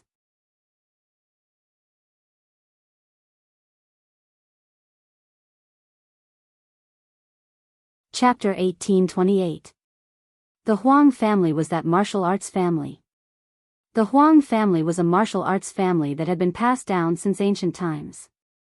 Among the martial arts families, they were considered the top. Therefore, every year, many youths who loved martial arts would go to Yunling Mountain to study under the Huang family. When the shop owner heard that Yunjian was going to Yunling Mountain, he naturally wanted her to learn martial arts. The others were all tall and strong young men who went to Yunling Mountain together to learn martial arts. There were also young ladies who would follow the tall and strong young men to Yunling Mountain to learn martial arts. Of course, those young ladies would leave after a few days. However, a girl like Yunjian, who was carrying a shoulder bag, was obviously going to learn martial arts. The shop owner had never seen such a girl before, so he was surprised when he saw her. He recommended Yunjian to get acquainted with a few young men in his shop who were also going to Yunling Mountain. When they heard that someone was going to Yunling Mountain, a few young men who were eating in the shop quickly came out to greet her. After all, it was a very good thing to be able to make a few friends in an unfamiliar place. Hello. Are you going to Yunling Mountain too? My name is Song Jiechi. I'm going to Yunling Mountain with my brother, Song Jiehui, and a few friends to learn martial arts. Are you going too? The girl who didn't have time to finish her bowl walked out of the shop and greeted Yunjian. The girl's name was Song Jiechi. Song Jiechi was very welcoming to Yunjian. Yunjian nodded subtly. I'm Jiechi's brother, Song Jiehui. I'm a university student. This is an activity organized by our club. We're going to learn martial arts from a proper martial arts family. A handsome boy stood beside her. He was about 18 or 19 years old, about 1 or 2 years older than Song Jiechi. He looked very similar to Song Jiechi. One look and one could tell that they were handsome and beautiful. The boy who called himself Song Jiehui politely introduced himself to Yunjian. Yunjian also nodded politely at the two of them. Little girl, don't be fooled by Jiehui and Jiechi's skinny looks. We're all from the same university. In our martial arts club, one of them is the president and the other is the vice president. They're very strong. Most of the boys in the school are no match for them. Another boy walked out of the shop. This boy had dyed his hair yellow. He looked like a local ruffian, but he was quite easygoing. He didn't feel like a hooligan at all. After introducing Song Jiechi and Song Jiehui, the boy stuck out his tongue at Yunjian and introduced himself. My name is Lin Xiang. I'm in the same university as them. I'm a member of the martial arts club. According to Song Jiechi, there were 5 members of their martial arts club. Other than Song Jiechi, the other 4 were boys. These people were very friendly, and Yunjian didn't know the way, so she went with them. Song Jiechi and the others hadn't finished their wontons yet, so Yunjian also walked into the store and sat at a table. In addition to Song Jiechi and the other 4, there were 3 other people who were planning to go up the mountain with them. These 3 people were slightly older than Song Jiechi's group. They were all in their 20s. There were 2 men and 1 woman. These 2 men were quite friendly. They introduced themselves to Yun Jian. Their names were Gong Yiba and Ma Qinggong. However, the woman in her 20s wasn't particularly good-looking. She was only about 1.52 meters tall, but she weighed 120 kilograms. She didn't even bother to stand up. When Yun Jian walked in just now, this woman glanced at Yun Jian with a strange look. Then she buried her head and ate her wontons. After eating the wontons in her bowl, this woman knocked her chopsticks on her bowl and chopsticks. She looked up at Yun Jian and asked in a strange tone, "You're tuning into the Biyao's Wuxia Chronicles YouTube channel. Don't forget to subscribe and join us on this journey to catch the most captivating stories."